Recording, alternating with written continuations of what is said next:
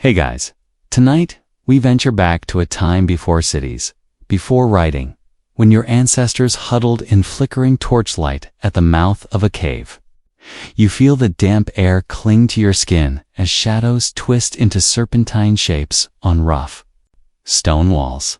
Whispers echo off the rock face, and you swear you hear low growls carried on the wind. It probably won't survive this, or at least you might need a better pair of shoes. So, before you get comfortable, take a moment to like the video and subscribe, but only if you genuinely enjoy what I do here. Go ahead, I'll wait. While you're at it, drop your location and local time in the chat. Let's see who's pulling an all-nighter tonight. Now, dim the lights, maybe turn on a fan for that soft background hum.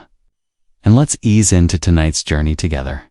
You trudge deeper into the hidden gallery of prehistoric art, where spirals, handprints, and mysterious symbols crowd the walls. Your fingertips brush cool stone, etched with pigments that have faded to rust and ochre. Every curve could be a river, a snake, or something larger, something that once slithered out of nightmares. The cave is silent except for distant drips of water, turning each echo into a potential tale tap. You can almost taste the chalky residue on the air, a gritty reminder of human hands grinding minerals into paint. A chill crawls up your spine when you realize these images were created long before anyone dreamed of dragons in movies or Dungeons and Dragons. Archaeologists have dated some of these serpent-like figures to around 17,000 years ago. Based on radiocarbon analysis of charcoal pigments still clinging to the walls. You can imagine early humans pressing animal fats and powdered stone onto crude brushes made from reeds or hair, each stroke born of wonder and terror. They painted what they feared, or perhaps what they revered, a creature with a body like a snake, claws of unknown beasts, and a maw that could swallow the sun. Mainstream historians generally agree that these weren't literal dragons, but stylized representations of snakes or large lizards that coexisted with our ancestors. Yet the idea that our distant forebears saw something more remains delightfully weird. Some fringe theorists propose that those twisting shapes are evidence of an ancient reptilian race, maybe even alien visitors lurking at the edge of human memory. You picture little green men sporting scales, trading tech with Cro-Magnons during an interstellar peace summit. It's a mental image so absurd it pricks a laugh from you in the quiet darkness. You pat your torch to make sure it's still burning, half expecting a tiny alien to poke its head around the corner and ask for directions to the nearest wormhole. Legends passed down through oral traditions picked up serpentine beasts over millennia. In the highlands of Papua New Guinea, you'll still hear tales of the ropen, a winged creature of lightning and fire. In remote villages of Siberia, shamans recount Yil-Began, a colossal snake that floods rivers and devours unsuspecting travelers. You sit on a makeshift stool. Okay, it's a rock hand. Close your eyes, tuning into the low hum of stories that drift between generations.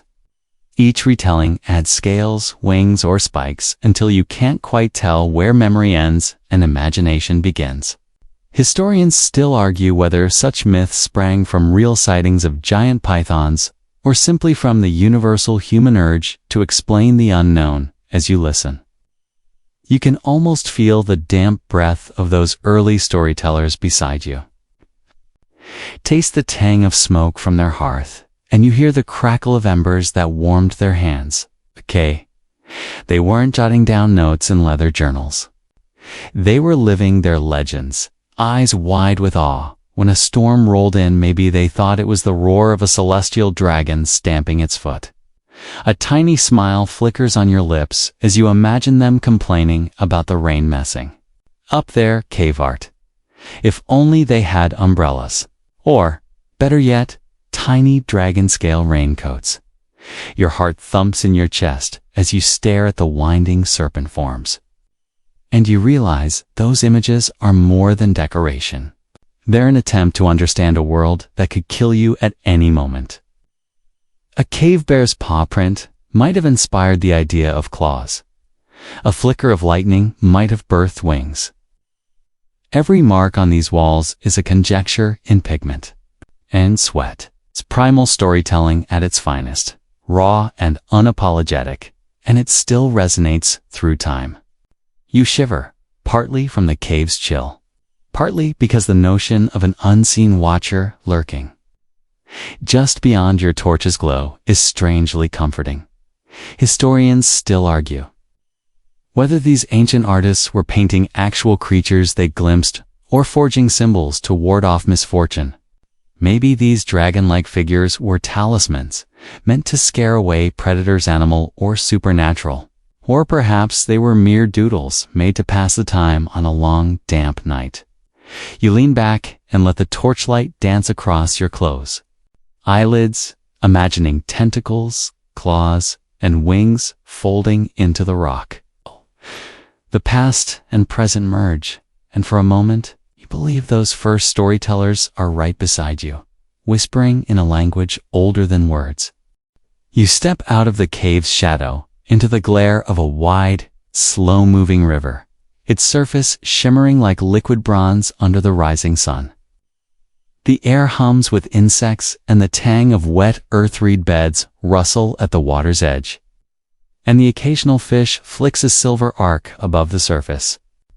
You press your hand into the mud and feel cold squish between your fingers, picturing the ancient floodwaters that once swallowed entire villages. Remember those flickering serpent images back in the cave? Out here, they come to life, in Mesopotamia. The great Tigris and Euphrates rivers defined existence. You imagine farmers hauling grain to flooded fields, worried that one more deluge might wipe out their barley stash. Talk about a bad day at the office. They personified floods as Tiamat, the primeval sea dragon whose watery body was split in two to form sky and earth.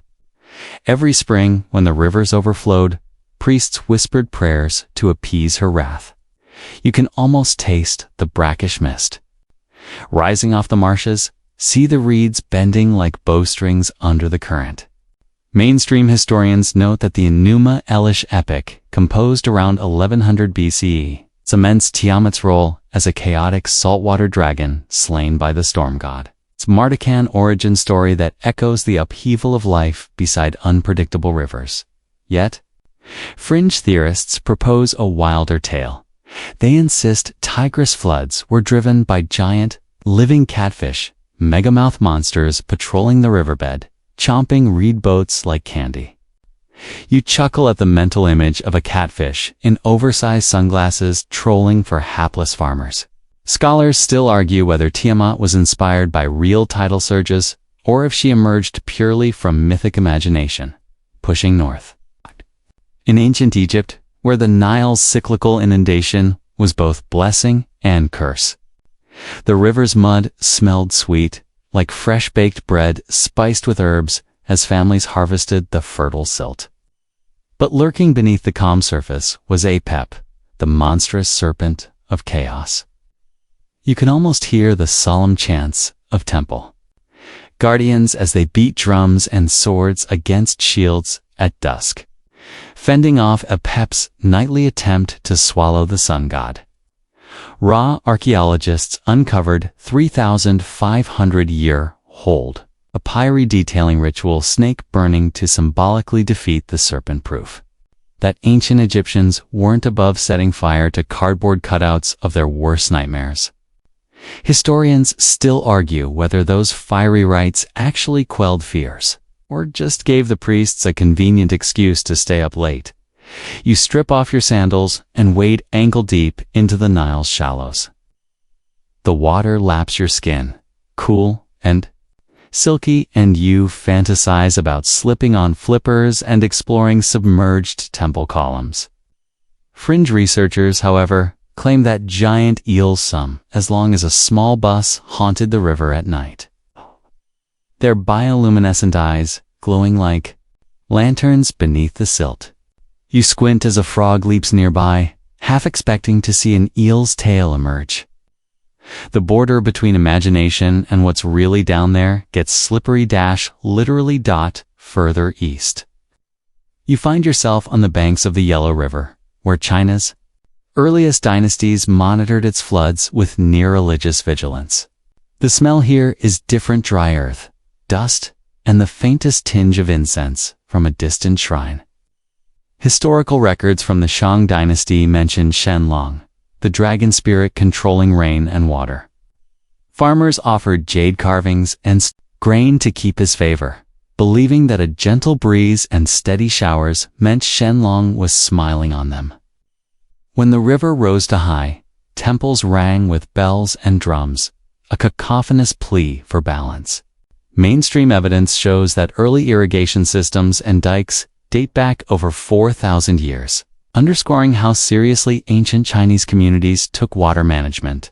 Still, a handful of street-level storytellers in rural provinces insist that on certain moonlit nights, you can hear Shenlong's roar echoing through rice paddies. According to one local elder, if you stand too close to the dike, you might feel a scaly tail brush your leg. Historians still argue whether such oral recollections preserve genuine pre-Han folklore or simply reflect modern tourism hype. You pluck a reed and blow across its tip, producing a hollow, mournful tone that mingles with the hush of water lapping at your ankles. The world around you feels ancient and alive, every ripple an echo of the first people who looked at floods and saw dragons. You might squint and imagine those serpentine shapes carving the sky during monsoon storms, thunder as the clap of a dragon's wings. Maybe that's what sparked the first cave paintings, lightning and wind condensed into scaly form. If only those ancestors had GoPros strapped to their foreheads, we'd have the ultimate viral footage. A heron skates across the riverbank, long legs stirring the water like delicate drumsticks, and you laugh when it startles a pair of crabs, scrambling into their burrows. You wonder if early storytellers saw birds fleeing and turned them into dragon flocks, like some prehistoric CGI glitch. You rise and dust mud from your ankles, feeling the weight of endless human attempts to tame or appease water's might. From Mesopotamia's Tiamat to Egypt's Apep to China's Shenlong, the serpent under the surface is constant, shape-shifting, and utterly mesmerizing. As dusk settles, lanterns flicker along the river's edge, and you sense that, no matter the continent, cultures found unity in personifying floods as dragons or serpents. You breathe in the cooling air, letting the scent of damp reeds and incense ground you. The water slides past your toes, carrying centuries of stories downstream, each wave whispering a fragment of human ingenuity mixed with primal dread. Historians still argue whether dragons were ever meant to be literal or functioned as metaphors for uncontrollable forces, but one thing's certain: humans have always chased the mystery beneath the surface. You step through the sun-bleached gateway of an ancient temple plaza, heat rippling off sandstone pillars carved with coiling beasts. The air is thick with incense and the steady thump of drums, each beat a heartbeat for the divine dragon you're about to meet. You glance around at priests in flowing robes sifting grains of rice into clay bowls, their faces correlate by flickering oil lamps. Remember how you waded into the Nile's shallows chasing Apep's shadow? Here, you're chasing something even older. Divine serpents worshipped as stormbringers and protectors, whose fangs once cracked the sky in thunderous applause. Historians still argue whether dragons were ever actual deities or symbolic constructs born of human awe. In the Near East, you find yourself before a colossal statue of Ningyashita, an ancient Lagash Hoffman, half-snake, crowned with twin horns. You can practically taste the sweet resin of cedar incense rolling through your nostrils when the wind shifts. Mainstream scholars agree that by the mid-3rd millennium BCE, Sumerians revered Ninshita as an underworld guardian and springtime. Herald often invoked in fertility rituals to coax barley shoots from parched soil. You imagine farmers pressed to their knees in muddy fields, hands folded, beseeching this dragon god to bless their harvest, kind of like modern crowdfunding. But with more chanting and fewer reward t-shirts. Fringe theorists, however, insist. There was a secret sect in Tella that kept living dragon calves, hatchlings from what they called the primordial urn. According to these whisper networks, the sect smuggled scaly creatures into hidden shrines, feeding them goat's blood under moonlight to amplify ritual power. You squint at the shadowed recess where Ningshita's worshippers once gathered and half expect to see a scaled snout emerge. The thought is so ridiculous it tickles your ribs, like picturing a toddler dragon begging for a pacifier. Further west, you stumble into Ygritte's grand courtyard, where priestesses of Yam, the sea dragon god, chant as waves lap steps carved with tentacle motifs. The salty breeze tastes of brine and crushed shells, snapping at your tongue. You watch drums beaten with whalebone mallets, each strike echoing like thunder across the courtyard. Temple records from around 1400 BCE describe Yam as both savior and destroyer. Summoned to drown tyrants or calm storms, you imagine an ancient coastal council debating whether to sacrifice an entire sheep or just its head, Yam-hogged, too. Much of the sea's bounty, historians still argue whether Yam's worship reflected real storm disasters or served as political propaganda to control maritime trade. Now, plink, and you're on a jade-walled terrace in early Zhou Dynasty China. The sky overhead is swirled with apricot dawn fog, and the scent of sandalwood fans out from lacquered screens. You sip green tea laced with chrysanthemum petals while watching dragon effigies dance across silk banners. These are Shenlongs, cousins Lung and Jiaolong, each evoked in elaborate rainmaking ceremonies. Mainstream records from 900 BCE describe ritual rain drums, struck in unison to summon their help during droughts like pressing CTRL are on the sky. You'd probably wish for an undo button once a monsoon really hits. In rural Shanxi, fringe elders swear they once unearthed a buried shrine where villagers left offerings of copper coins and lacquered duck eggs for Jiaolong's favor. They claim that whenever the eggs cracked overnight, a good storm was guaranteed the next day. You lean in, half expecting an egg to tremble on the table in front of you. It's so preposterous you snort laugh, picturing villagers patting duck eggs, whispering, "Come on, little buddy, break for me." Your footsteps carry you next to Cambodia's Tonle Sap, where Khmer anglers paddle under silhouetted Naga heads perched atop temple gates. The dusk air is humid, spiced with frying fish and fresh lotus blossoms. You smell sizzling catfish on open fires, and you nibble on a crispy bite, imagining the dragon spirits chewing your ankles if you didn't pay proper homage. Mainstream epigraphs from Angkor Wat's 12th century bas-reliefs show Naga offering garlands to Hindu deities, a fascinating blend of serpent folk belief and state religion. Scholars still debate whether the Khmer treated these serpents as mere architectural flourishes or living guardians of the land by now. The final rays of sun have slanted across gilded scales carved into temple roofs, and you feel the weight of millennia pressing against your shoulders. Everywhere you look, humans have bent themselves into worshipping dragons, weaving them into hymns, sacrificing to them in lavish ceremonies, and painting them on walls to ward off collapse. You can practically feel the tingle of divine electricity in the air, as if a distant lightning strike has been bottled up and unfurling its coils around these sacred sites.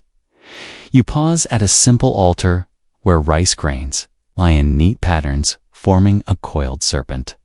A local guide whose enthusiasm rivals any late-night infomercial host tells you that some villagers still perform midnight dances around this very altar during the monsoon. They wear rubber boots and swim goggles now, but the core ritual hasn't changed in 1,000 years. It's such a delightful anachronism that you almost expect LED lights and Spotify playlists instead of drums and chants. As darkness settles, torches flicker, casting the dragon carvings into stark relief. You lean your cheek against cool stone, tracing the carved scales with a fingertip. You can't help but feel tethered to every voice that ever called out to these dragons, some begging for mercy, others offering thanks for life-giving rain. The air vibrates with the unspoken question that ties all these rituals together. Was the dragon ever a living god, or merely the human mind's grandest metaphor for forces beyond control? Historians still argue whether these ceremonies shaped early state power or simply echoed universal patterns of reverence for nature's fury. You step away, heart thrumming to the memory of drums and incense, feeling oddly reassured that across continents and epochs, humans found unity in worshiping creatures that may never have existed. It's comforting to know that your awe, your fear, and your need to make sense of storms are shared with people who vanished thousands of years ago. If nothing else, dragons have kept us talking and dancing through every deluge. You leave the humid chants of Southeast Asia behind and find yourself standing on the edge of a misty marsh near ancient Lerna, Peloponnese. The morning air is thick with dew and the cloying scent of decaying reeds. Each breath feels like inhaling another layer of history. You skirt the glassy water, watching your reflection ripple as frogs croak unseen in the undergrowth nature's opening credits for the Hydra's debut. Imagine the brackish bog shimmering under torchlight, Hera's monstrous offspring coiled. Beneath the surface, jaws dripping venom that smelled like rotten olives. You shudder, partly from the chill, partly because even the frogs seem to keep their distance. Historians still argue whether Heracles' battle with the Hydra represents a real fear of swamp-borne diseases or purely mythical chaos embodied. Mainstream lore situates Heracles' second labor sometime around the 12th century BCE, where he and his nephew Iolaus slayed the 9-headed serpent that regrew 2 heads for every one severed. Archaeological digs near Lerna uncovered Middle Bronze Age pottery depicting many-headed beasts, hinting at a deep-rooted symbol of uncontrollable growth and decaying. One word: Heracles needed a sidekick with a torch to cauterize each neck. You picture Iolaus waving a flaming branch, like some ancient firefighter preventing an epidemic of endless hydro regrowth. Talk about a skincare nightmare. Imagine having a zit that pops only to spawn 2 more overnight. You laugh in the mist, half expecting your smartphone to beep with a reminder. Time to birth to new heads. Fringe enthusiasts, though, insist that local herpetologists once reported giant eels in the nearby swamps, beasts so long they could wrap around a bowl and claim those. Real creatures inspired the Hydra myth, according to one amateur cryptozoology blog. An elderly fisherman swore he saw glowing orange eyes beneath the lily pads and narrowly escaped with his fishing net in tatters. You shake your head at the image of a ring-tailed eel stealing tackle like a salacious shoplifter. It's delightfully absurd. And you wonder whether the blogger was just looking for clicks or had spent one too many nights reading horror scrolls by torchlight. You trudge uphill toward the ruins of a classical sanctuary where shattered columns lean like tired soldiers. A mosaic floor underfoot depicts Draco, the dragon, a word borrowed from draken, meaning huge serpent. You squat to examine the tesserae, the little stones forming the coiled body, each tile worn smooth by millennia of pilgrim feet. The once vibrant blues and greens have faded to jade and moss, but you can still trace the sinuous curve of its spine. Mainstream scholars date this panel to the 5th century BCE, cute period when snakes were venerated for their bridal dance and healing powers, as seen in the cult of Asclepius. You almost slip on a stray pebble, half expecting Draco's fangs to spring out and chomp your sandal.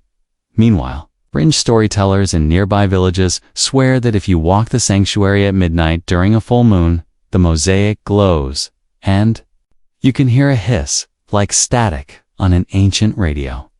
Legend has it, professional ghost hunters once tried to capture the stone serpent's apparition on infrared. It's only to return with footage of a cat strolling across the floor, hardly spectral. But a fun Easter egg for the cryptid curious. You smirk, imagining a ghost cat with fangs perfect for social media. But not exactly terrifying when it comes to TikTok views. Your next stop is Rome, where you push through a crowded market smelling of spiced, mulsum, and fresh figs, the clatter of cartwheels echoing against marble walls. You slip into a dim corner of the baths of Caracalla, drawn by a battered scroll mounted in a glass case. It's a page from Pliny the Elder's Natural History. It's written around 77 CE, where he describes the basilisk as the king of serpents. Its gaze lethal enough to wilt grass and crack stone. You nearly drop your water flask, imagine spilling mineral water on a basilisk and watching the entire facility shatter.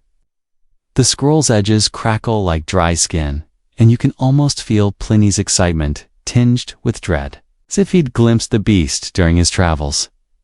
Fringe alchemy.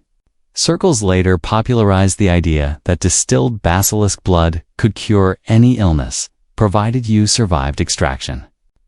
You picture a medieval laboratory, beakers bubbling with greenish ichor. A hooded alchemist gingerly sliding a dagger under the crown of a live basilisk, certainly a risky occupation, even before OSHA existed. You stifle a laugh at the alchemist's thought process. I need an anti-venom, but also a promotion. Let's make a colossal insurance claim. Scholars still argue whether such accounts are allegories for political power struggles or early attempts at experimental medicine. As you stand there, its domed roof lets in shafts of light that dance on the scroll's glass, making the ancient text shimmer. You brush your fingers against the cool plexiglass and wonder if someone should invent a phone app that translates Pliny's Latin into emoji dragon emoji. Obviously, tour guide steps up, reciting the basilisk's purported habitat in the Libyan desert, where it supposedly hatched from a rooster's egg hidden in camel dung. You wrinkle your nose. Modern herpetologists snort at that one, suggesting it's a misidentification of a cobra species. Perhaps exaggerated by distance and a strong imagination. Historians still argue whether the basilisk existed as an independent myth or amalgamated traits of multiple venomous snakes. Leaving the baths, you wander to the Capitoline Hill at dusk.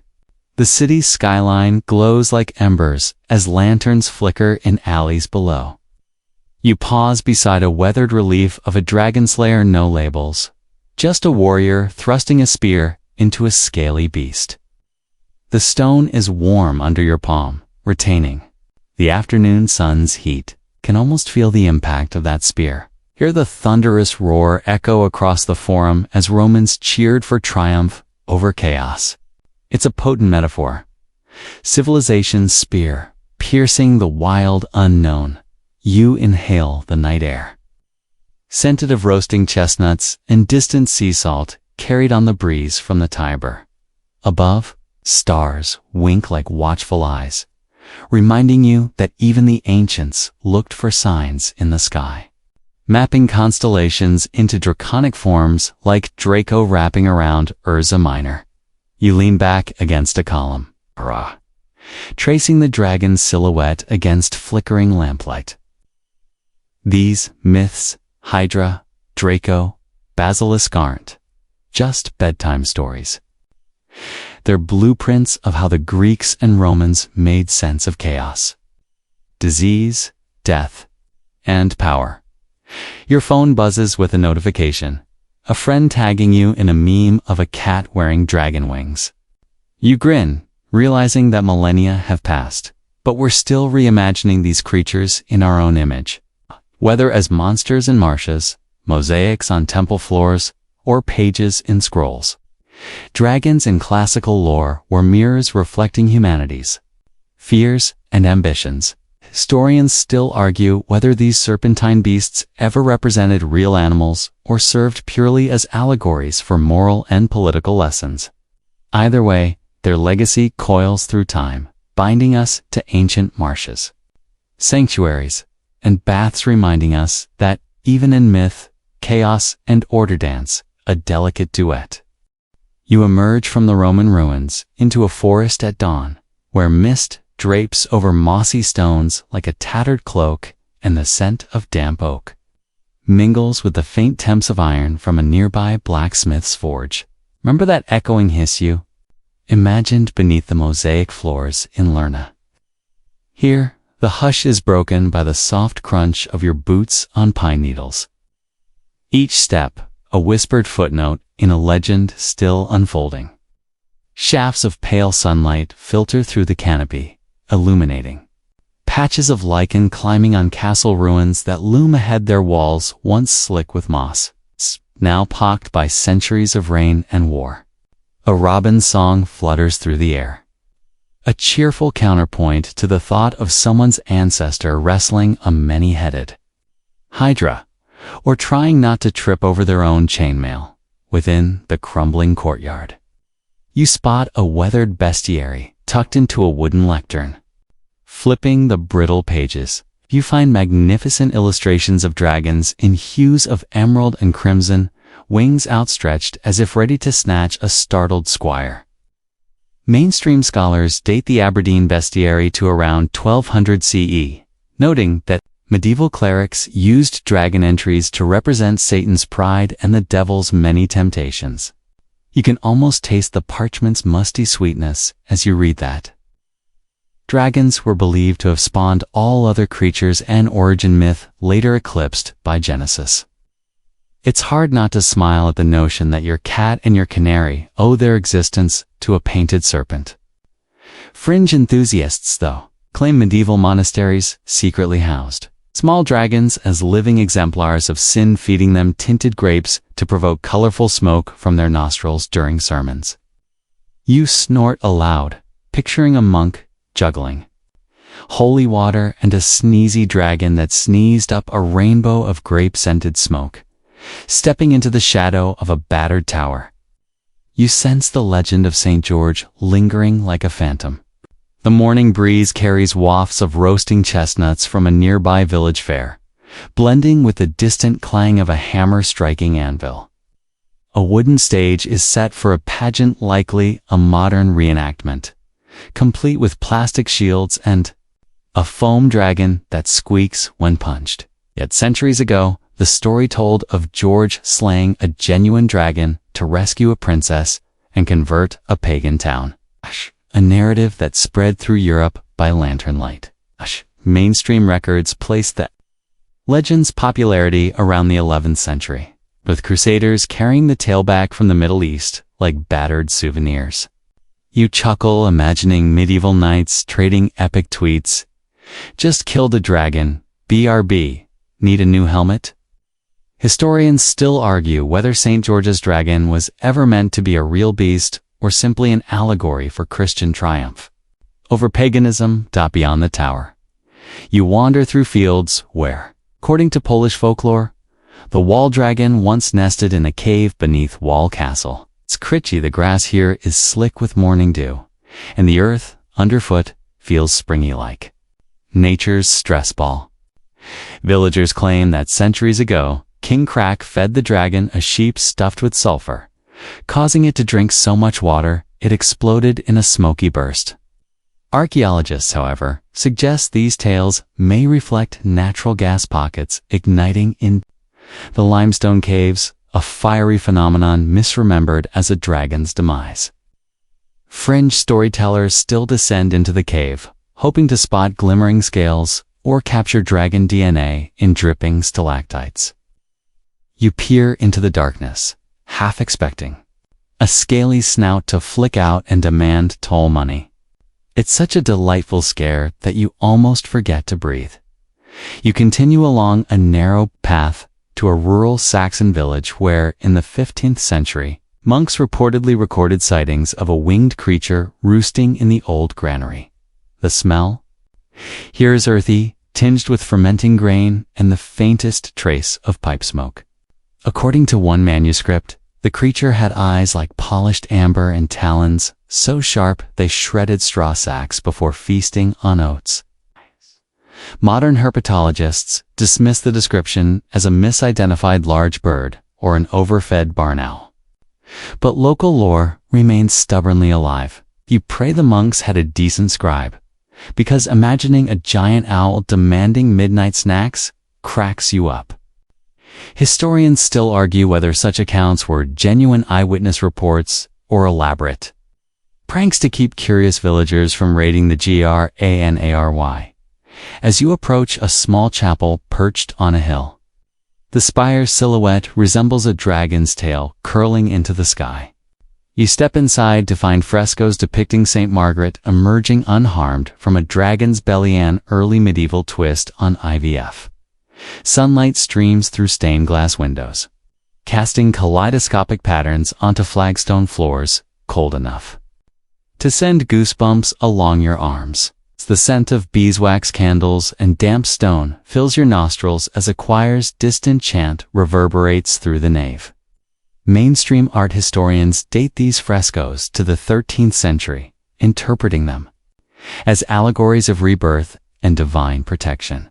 You imagine villagers kneeling on those stones, hoping for miracles, or at least a break from their daily chores, like not having to haul water uphill every morning. Fringe art thieves once tried to steal a dragon scale depicted there, convinced it held magical healing properties. They escaped with nothing but a sore back from hauling empty frames, emerging again into the sun. You notice grazing sheep-eyed warily by a weathered statue of a dragon perched atop a well thought to guard the water from evil spirits. Its bronze scales have rusted to a verdigris sheen, and when you run your fingers across them, they're surprisingly smooth. You recall the carved scales in Chinese temples and the serpent mosaics in Greece. Here, a European well gargoyle bridges past and present, symbolizing community protection. A local guide tells you villagers still toss flower petals into the well during spring festivals to appease the dragon spirit. You pluck a stray blossom and drop it in, half hoping for a coin to clink back up. It's such a gentle ritual that you feel oddly serene, as if the dragon's stone gaze has smoothed the day's edges. Finally, you stand on a hilltop where the wind whistles through ruined battlements, carrying echoes of trumpet calls and shouted orders. The sky is a watercolor wash of rose and gold, and you can almost see a knight in battered armor raising his sword against a winged silhouette at the horizon. Across Europe, dragons were woven into coats of arms, church carvings, and bedtime. Stories alike, symbols of sin to be vanquished, of untamed nature to be subdued, and of moral lessons etched into every castle wall. Whether painted by pious monks, sculpted by stonecutters, or sung by wandering bards, these dragons coiled through medieval life like a shared nightmare or a communal dream. Historians still argue whether medieval dragon lore arose from Christian allegory, fossil discoveries, or echoes of older pagan serpent myths. You breathe in the cool dusk air, feel the electric thrill of centuries echoing beneath your boots, and smile at how dragons have slithered through every layer of European history, sinister monsters, royal mascots, and doorstops for moral lessons. You flip your hood up and let the breeze tug at it, imagining the next dawn revealing fresh carvings in that mossy courtyard. If medieval villagers taught us anything, it's that even in crumbling castles and faded frescoes, the human spirit needs its dragons, beasts to fight, lessons to learn, and stories to pass on. You pat your sword hilt, thankfully ornamental, and laugh at your own reflection in a puddle, arching an eyebrow as if to say, Not bad for a modern-day dragon slayer. You step off the mossy stones of medieval Europe and find yourself standing on the cracked courtyard of a Han Dynasty temple. The air thick with incense and the humid promise of rain. The scent of sandalwood and wet earth mingles with the soft gurgle of a jade water basin, its surface so still you can see the carved dragon heads poking from each corner. You raise your hand to catch a drop of moisture before the sky unfurls, remembering how you once chased Apep's shadow in the Nile, and tiptoed through Greek marshes hunting hydras. Now you're in the land where dragons aren't devourers, but benevolent. Rainmakers, the kind of meteorological hype you'd kill for if your weather app ever glitched. Here in China. Dragon's lung in Mandarin are woven into the fabric of imperial rule. You recall that emperors claimed descent from the yellow dragon, a mythic serpent said to have gifted arable land to you the Great around 2200 BCE, after he tamed the Great Flood. Mainstream historians date Yu's reign to the dawn of China's First Dynasty, the Xia, around 2070 BCE, crediting him with pioneering flood control and irrigation systems that still influence Chinese waterworks today. You can almost taste the hot porridge of millet and rice they must have eaten before hauling stones for those dikes, definitely not the glamorous part of empire-building. As you wander down a colonnade. Lacquered columns painted with 9 dragons wind skyward into a pavilion roof. Each serpent undulates in a different pose, one breathing pearl-like clouds, another clutching a flaming orb. You press your palm to the red column and feel the rough brush strokes of centuries-old enamel. Scholars still argue whether these decorative dragons symbolized cosmic balance or simply served as imperial propaganda, reinforcing the emperor's mandate from heaven. Either way, you'd swipe right on any profile that promised to control the weather at the temple's far end. Priests drum a hollow gourd while chanting invocations to the dragon, king of the Eastern Sea. You can practically taste the salt on the breeze, and a lone gull cries overhead, as if auditioning for a seafood commercial. According to archived records from the Tang Dynasty 618 to 907 CE. Local officials held rainmaking ceremonies every summer at coastal shrines, pouring wine into carved dragons' mouths and burning petitions written on yellow silk. The goal was simple: coax the sea dragon to send freshwater clouds inland. It's like ancient crowdsourcing, but with more incense and fewer Kickstarter stretch goals. Fringe tradition tells of a hermit in Fujian who claimed to have befriended a living dragon calf bigger than your forearm by feeding it steamed buns soaked in honey. He allegedly hid the creature in his roof beams so it could whisper rain spells to the village below. According to local lore, wells actually surged after the hermit's nightly lullabies, prompting frightened neighbors to summon magistrates who found nothing more than chewed bun wrappers. You blink and imagine a tiny, skew-addicted dragon snoring between rafters cute enough to derail any pest control meeting. From China, you slip eastward to Japan, where at the seaside shrine of Naki, you feel the mist from the towering waterfall tingle on your skin. The roar of water crashing 134 meters down is like a dragon's thunderous exhale. You imagine someone centuries ago looking at that cascade and thinking, yep, definitely a dragon exhaling. It's mainstream Shinto texts record. That Ryujin dragon god of the sea lived in a palace beneath these falls, controlling tides and storms. Offerings of crab and seaweed were tossed into rock-lined pools to keep him content. A practice that continued into the Edo period, 1603 to 1868. You've never seen sashimi so holy.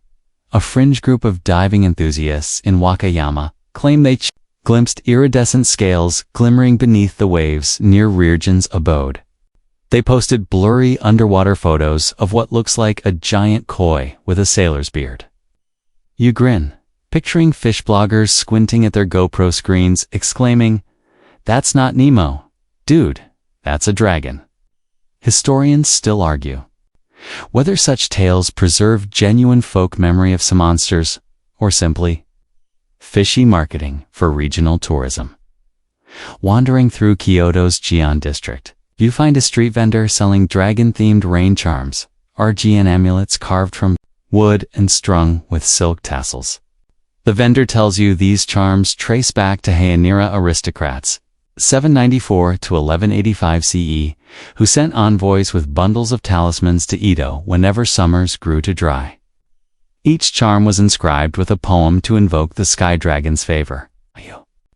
Pocket 1. Imagining it vibrating in your jacket like a persistent text reminder. Don't forget to make it rain. You wander into a small shrine courtyard where a stone fountain bubbles cold water. 5 dragon heads spout streams in different directions, representing the 5 classical elements: wood, fire, earth, metal, and water. As you cup your hands and sip, the water tastes crisp and carries a faint herbal note, maybe thyme or mint, or perhaps just your imagination running wild again. It reminds you of scrying, like peeking into a crystal ball for a weather forecast. Tomorrow, 60% chance of drizzle, 40% chance of dragon tears. The late afternoon sun slants through swaying bamboo, casting dancing shadows across swirling clouds carved into stone panels. You pause and run your fingertips over the weathered reliefs, picturing ancient priests performing rain dances here, rhythmic stomps echoing off stone like distant thunder. Fringe folklorists insist that every 10th dance step matched a syllable of an invocatory chant so precise that only a local dialect speaker could sing it correctly. They maintain that one mispronounced vowel could conjure hail instead of drizzle, so villagers practiced all summer on scarecrows. You laugh, imagining a furious hailstorm blaming a misbehaving scarecrow for its potato dents as dusk filters through cherry blossoms. You settle by a koi pond flanked with lanterns carved in dragon faces. The water surface is calm, except for occasional ripples when fish break for insects. You hear the soft plink of a bamboo rain chain marking a slow drip. Nature's ASMR trick you close your eyes, letting the sound wash over you. The same need to appease creatures of water that you traced through Mesopotamian flood myths and Nile serpents pulses here too. Thousands of miles and philosophize away, you rise and step back onto the courtyard stones, feeling the ancient energy humming beneath your boots. In this corner of the world, dragons aren't forces of terror, but guardians of balance. Their scaled bodies arching through clouds to keep drought at bay. Historians still argue whether Chinese and Japanese dragon worship arose independently or through cultural exchange along Silk Road routes, but one truth is undeniable. Humans everywhere have looked to serpentine deities to soothe the heavens. You tap your amulet, smile at your reflection in the fountain's water, and whisper, a thanks to those humble rainbringers and Shanshta meteorologists with wings. You press your boots into mossy turf at the edge of a northern fjord, where the salt breeze carries the clang of distant ship bell and the tang of seaweed. Your breath puffs cloud-like in the crisp air, and you can almost feel the currents sliding beneath the waves, currents that cradle a serpent so vast it circles the entire world. Remember the Greek hydra sprouting endless heads? Shh. Jarmangander's coil makes even that 9-headed menace look like a garden snake. You peer over the cliff, watching gulls wheel above the water, and wonder if one might be a raven in drag, scouting for a glimpse of one of Loki's monstrous offspring, according to the prose. Data compiled by Snorri Sturluson around 1220. Sea Jarmangandor was flung by Odin into the depths of the sea, growing so enormous that he encircled Midgard, biting his own tail. You imagine this cosmic Ouroboros bobbing beneath the waves, a living loop of chaos balancing the realms of gods and men. Mainstream Viking sagas depict the serpent's final struggle during Ragnarok, when Thor and Jormungandr meet in a cataclysmic duel beneath thunderous skies. You shiver, partly from the chill, partly because the idea of your Wi-Fi router crawling into your living room at the end, of days is strangely comforting. You step onto a worn driftwood log and run your fingers over its sun-bleached ridges, recalling the dragon scale mosaics in Greece and the painted columns in China. Here, no temple walls glow with lantern light. Instead, the fjord shimmers with the ghostly green of dawn's aurora. You clasp your coat tighter and let the silence press in, save for the occasional slap of a wave against basalt. So deep it feels holy, as if the world itself is holding its breath for the serpent's next coil. Fringe enthusiasts argue that massive sea snake fossils discovered on the Lofoten point to a prehistoric aquatic reptile lurking off Norway's coast, its remains inspiring Viking tales. According to a local cryptid hunter, one jawbone fragment nearly matched the size of a whale's evidence that real Midgard serpents swam these waters not so long ago. You smirk at the image of a Norwegian paleontologist donning chainmail to brave a dig site, muttering by Thor's hammer, "This bone's huge." It's an eyebrow-raising story, even if mainstream science chalks it up to frayed shark jaws or eroded whale vertebrae. The wind whips your hair as you climb a rocky path toward a stone cairn lined with carved runes.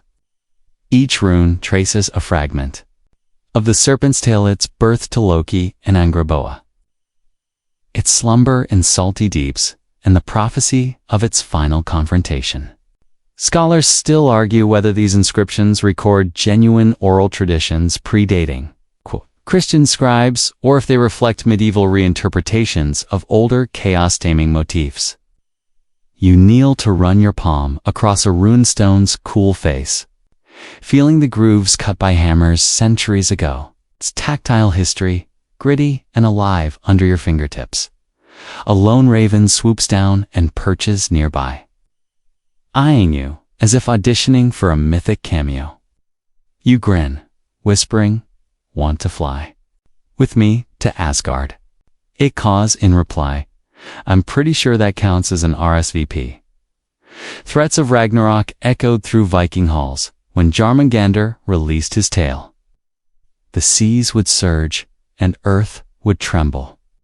You recall the rumble of ancient cave paintings, where early artists etched serpents alongside lightning symbols, perhaps ancestral premonitions of seismic upheavals.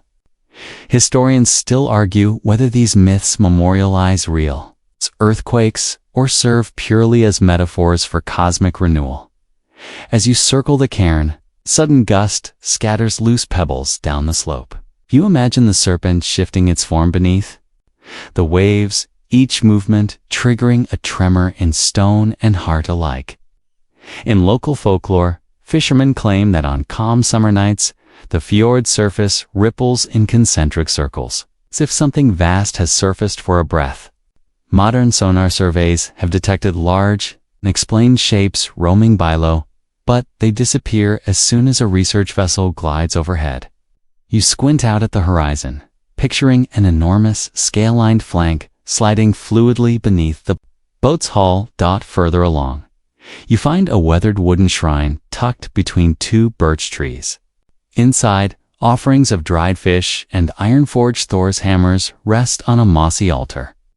Villagers still come here to ask for protection against storms, invoking the serpent's power without courting its wrath. You lift a dried herring, its skin papery and faintly sweet, and sniff it almost like a Viking-scented candle. Fringe pilgrims insist that if you bite into that herring at midnight under a full moon, you'll glimpse Jormungandr's eye in the sky's reflection. You pocket the herring, debating whether to try it later with a splash of mead. The fjord's water glistens in dying light as you step onto a hollowed oak stump, its rings spiraling like an ancient calendar. Sky is streaked with violet and amber, and you feel poised between world's earth, sea, and the serpent-circled horizon beyond. A soft hum rises in your chest, matching the low growl of wind through spruce. It's meditation and adrenaline in one moment. As if the world itself pulses in time with the serpent's heartbeat. You close your eyes and breathe in the briny air, recalling cave painters who once etched snake shapes in flickering torchlight. Medieval clerics who cataloged dragons and bestiaries, rain charm weavers in Kyoto, and now this Northland ritual. The serpent motif has slithered through every culture you visited, shape-shifting to mere fears of floods, plagues, or the end of days. Here, Jarmangander embodies the ultimate boundary: bite his tail, and the world unravels. Historians still argue whether Norse myths preserved a global memory of cataclysmic floods or solely represented cyclical rebirth in a harsh climate. A cold sigh of wind ghost-trites across the runes. And you shiver as if dunked in glacier melt. You stand, brushing off bits of moss, and let your gaze slide back over the tranquil fjord until the serpent stirs. You imagine Thor's hammer cracking the sky when they clash, waterfalls turn to steam, and earth rent asunder. Then you blink, and the moment passes, leaving only gull calls and the rhythmic lapping of waves against the shore. You pocket the shrine's herring offering and wave to the raven, feeling a kinship with all who've stood here before you dreamers, dreaders, and storytellers alike. The cairn's runes catch your eye one last time. It's a silent promise that no matter how far you roam, the serpent's coils will always encircle your mind. With a final deep breath, you turn away from the edge, plotting your next chapter. There are more dragons to chase, tales yet untold, and seas yet uncharted. You press your sandals into the sun-baked plaza of a pre-Columbian city, where the air shimmers above limestone blocks like a mirage. The scent of copal incense drifts from a nearby altar, mingling with the sharp sweetness of ripening guava. You can almost hear the distant rhythm of Tlacopan drums, each thump a heartbeat echoing Quetzalcoatl's feathered wings. Remember Jarmangander's eternal coil in the Norse fjord? Here, serpents soar with plumed fins and iridescent scales, ruling both sky and earth. The wind teases dust motes into golden swirls around your ankles, and you lift a hand to catch one, before it tumbles back to the sun-cracked stone. Mainstream scholars date the earliest Quetzalcoatl worship among the Totonac people to around 800 CE, with the deity's image adorning temple facades in vibrant hues of turquoise and red. You gaze up at a towering pyramid, its steep stairway lined with carved serpent heads, whose open maws once spouted sacred water during rain ceremonies. You imagine priests pouring droplets of maize beer down each gargantuan jaw, the liquid cascading in shimmering ribbons. It's so sensory you half expect to feel a cool trickle on your fingers. The feathered serpent, part bird, part snake, symbolized wind, fertility, and knowledge, an elemental mashup as ambitious as any modern superhero origin story. Yet fringe. Whispers insist that Quetzalcoatl was a real, flesh-on-blood traveler from across the ocean, perhaps a Nordic voyager with an impressive penchant for snakes. According to one off-the-grid podcast, this ancient white feather arrived with strange technologies, metal tools, reflective mirrors, even a proto-printed book of glyphs. You snort as you trace the serpent's curling body, picturing the deity cracking open a smartphone just to examine its shiny black rectangle. It's hilariously improbably like a Viking cosplayer lost in Mexico, but the notion refuses to vanish from local rumor mills. Historians still argue whether Quetzalcoatl's myth stemmed from foreign contact or blossomed entirely from indigenous creativity. To your right, a market vendor sells elaborately painted masks of the feathered serpent, cardboard creations with neon plumes so stiff they'd pass KSA spandex screening. You decide on one with cartoonish eyes and a tongue curling like a question mark, slinging it over your shoulder. Wearing it, you walk into a courtyard where dancers whirl in ribboned costumes, each spin evoking the wind god's flight. There, wooden rattles click in chaotic harmony, and you can taste the Thames of sweat-licked air like basil tossed into lime juice. A small child tugs at your mask, giggling when you wobble, mistaking your modern clumsiness for ritual flair. You lean down and thumb the mask's elastic, grinning, your inner teenager cheering. Couple more spins, and I'll totally nail this TikTok challenge. You wander past tall columns carved with undulating serpents, some grasping pearls that glint in the sun, others entwined around horned warriors. The pearl serpent of Olmec lore, dating back to 1200 BCE, anticipated the later Quetzalcoatl cult, showcasing feathers made from gold dust and jade inlays. Archaeologists uncovered beads and shell fragments at La Venta that once adorned serpent headdresses, offering tangible proof of elaborate rituals. Crouch to run your fingers over a shattered ceramic tile showing feathered wings mid-flap. Shin splints from all that kneeling on hard plazas would have been epic. Fringe storytellers, however, claimed that a secret cache beneath La Venta still houses perfect jade Quetzalbird icons, not Quetzalcoatl himself, but his bloodline incarnate. You roll your eyes, picturing a clandestine jungle ocarina concert by masked guardians, pulling yourself away. You hike a dusty stairway to a rooftop shrine where the buzz of cicadas stirs like an orchestra tuning up. The view widens across a valley planted in neat maze rows, each stalk swaying like serpentine dancers. You feel heat radiating off the stones and sense an electric charge. Storm clouds gathering on the horizon like a choreographed backdrop. A group of modern-day shamans has arranged copal burners in a spiral pattern, letting smoke roil into the heavens.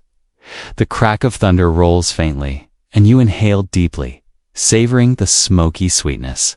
Historians still argue whether such ceremonies actually summoned storms or simply reaffirmed communal bonds in harsh seasons.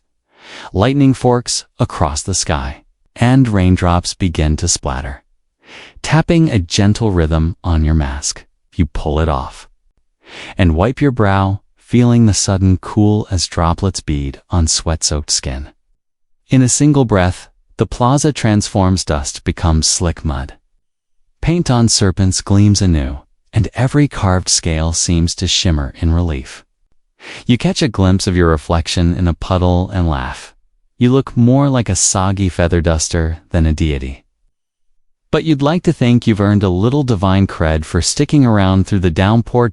Under a colonnade, you discover murals depicting a duel between Quetzalcoatl and Tezcatlipoca the Smoking Mirror. A jaguar speaker in obsidian armor. Vivid pigments form billowing black smoke and divine lightning strikes. It's an epic showdown straight out of a video game boss fight. Mainstream codices, such as the 16th century Codex Borgia, record that these two gods represented duality's creation and destruction, virtue and vice locked in cosmic tug-of-war. You lean closer, noting clever details. Quetzalcoatl's downturned wings form a protective arch, while Tezcatlipoca's jaguar spots ripple like shadows in a flickering firelight. Fringe devotees claim that if you recite the gods' names backward 3 times, you'll unlock an ancient glyph, granting ultimate wisdom. You grin, resisting the urge to try it, and accidentally summon a rain of jaguar-spotted smoke. As the storm eases, you trek down palace stairs slick with rainwater. The scent of wet stone and vegetation is intoxicating, like petrichor spiked with lime zest.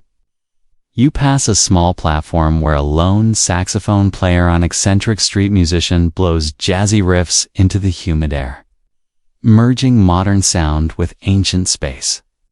The melody warps through the courtyard, and you tap your foot absent-mindedly, amused by the collision of centuries.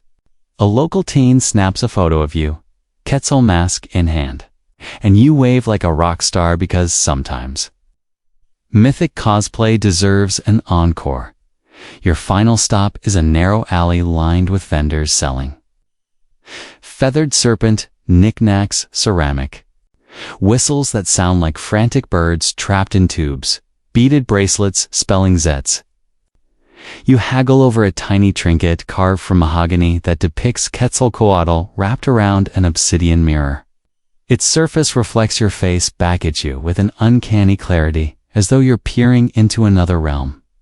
You slip it into your pocket, imagining it will one day surface in your bedside drawer. It's a whisper reminder that ancient beliefs still nestle in modern lives.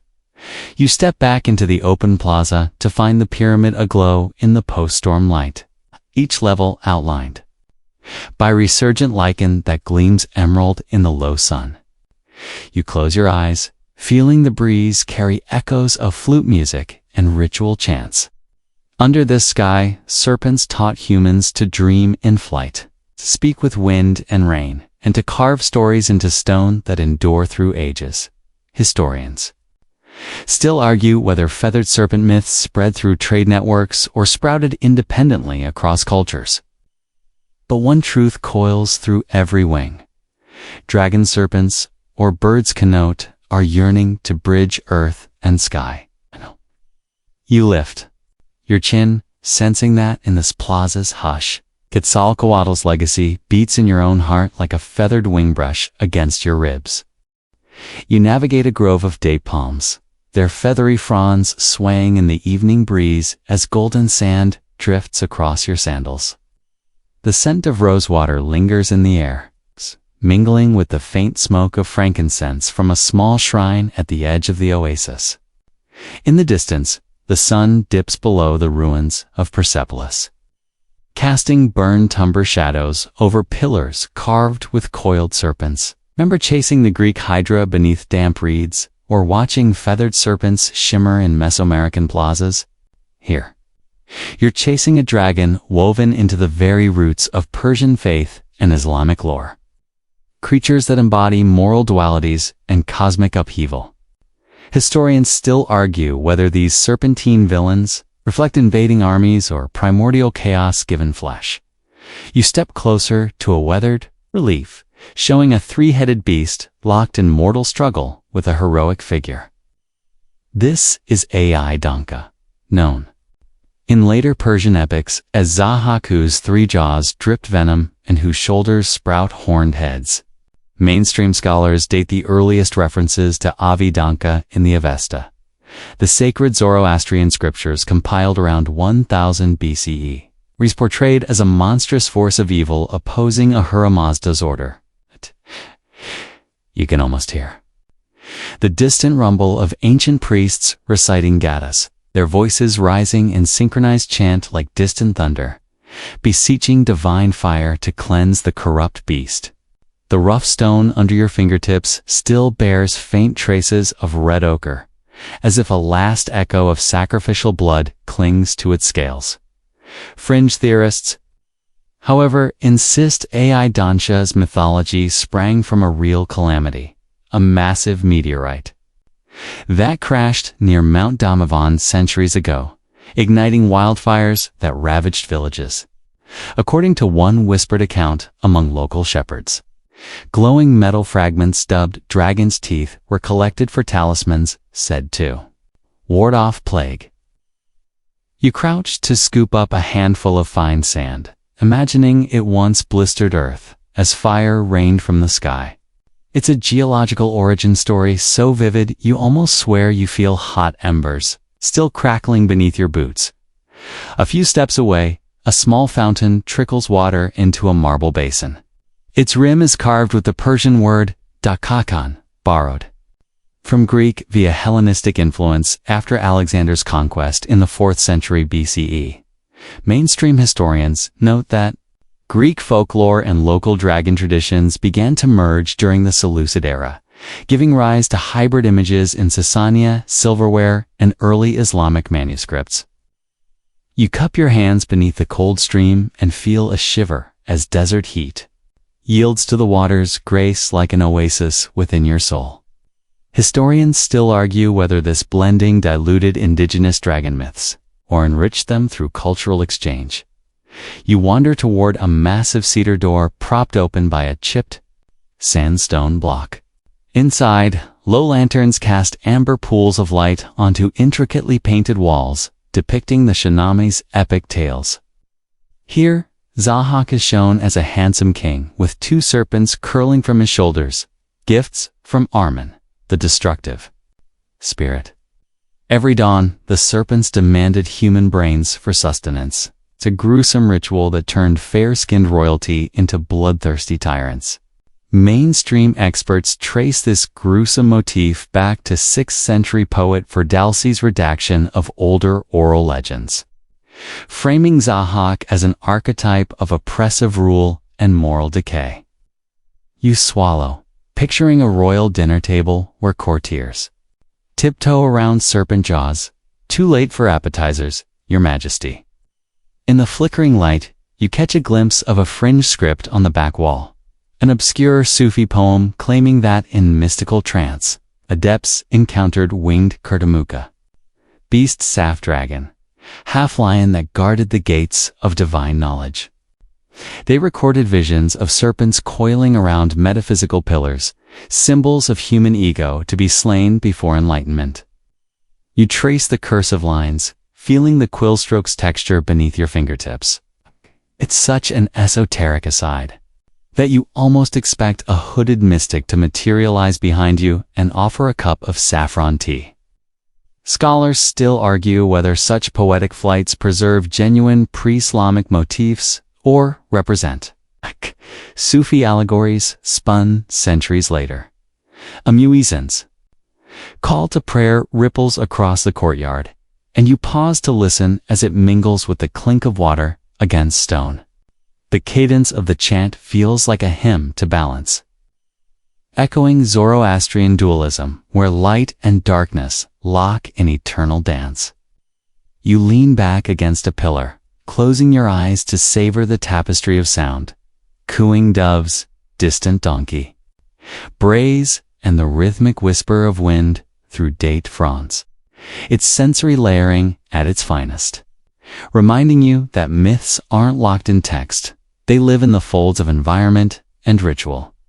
Venturing outside again, you head toward a desert knoll crowned by a simple mud brick watchtower. A group of Bedouin elders sits in a circle, their long beards glinting salt white in the moonlight. They speak in hushed tones about serpents seen near the old caravan routes giant, luminous coils that slither between dunes under the full moon. Fringe cryptozoologists collected their testimonies, describing scale patterns that sparkled like embers and hissed whispers promising secrets of the universe. You lower yourself onto a woven mat and sip sweet mint tea, wondering if a glint of moonlight could turn another traveler into folklore fodder. It's so delightfully spooky, you fight the urge to nudge a neighbor and whisper, "Did you see that tail just slide by?" Historians still argue whether such desert dragon tales are vestiges of Zoroastrian legend or later embellishments to entertain tired camel drivers. You stand and dust sand from your knees, feeling the hush deepen as midnight approaches. Above you, the stars glare like diamond eyes, and you recall how Greek and Norse mythmakers looked skyward to trace draconic constellations like Draco coiling near. Sepia sand wove terrestrial tales to match. Here in this desert realm, the Milky Way's shimmer might well be Avidanka scaled back, undulating across the heavens. The wind picks up, sending a swirl of dust at your ankles. You lift a loose coin from the Bedouin tabula, silver dirham, stamped with calligraphy that glints in lantern glowed, press it against your palm.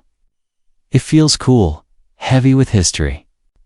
You imagine tossing it into some long-lost well to appease a desert dragon's thirst, except that, in these myths, dragons don't dwell underground, but in the shifting sands themselves. They're the human mind's embodiment of arid dread, of water's scarcity, and of tyrants who hoard life's essentials. As you return to the Oasis Shrine, you glance back at Persepolis's ruined columns, now silvered by moonlight.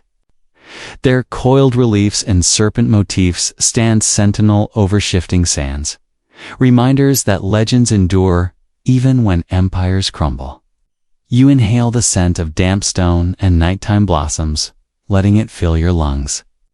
The dragon here is not just a monster to slay, but a mirror of human greed, ambition, and the ceaseless tension between light and dark.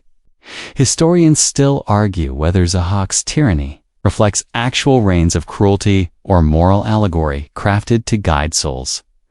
With a final sip of mint tea, you rise and step into the sand, your footprints trailing behind like faint echoes of Avidanka's tale.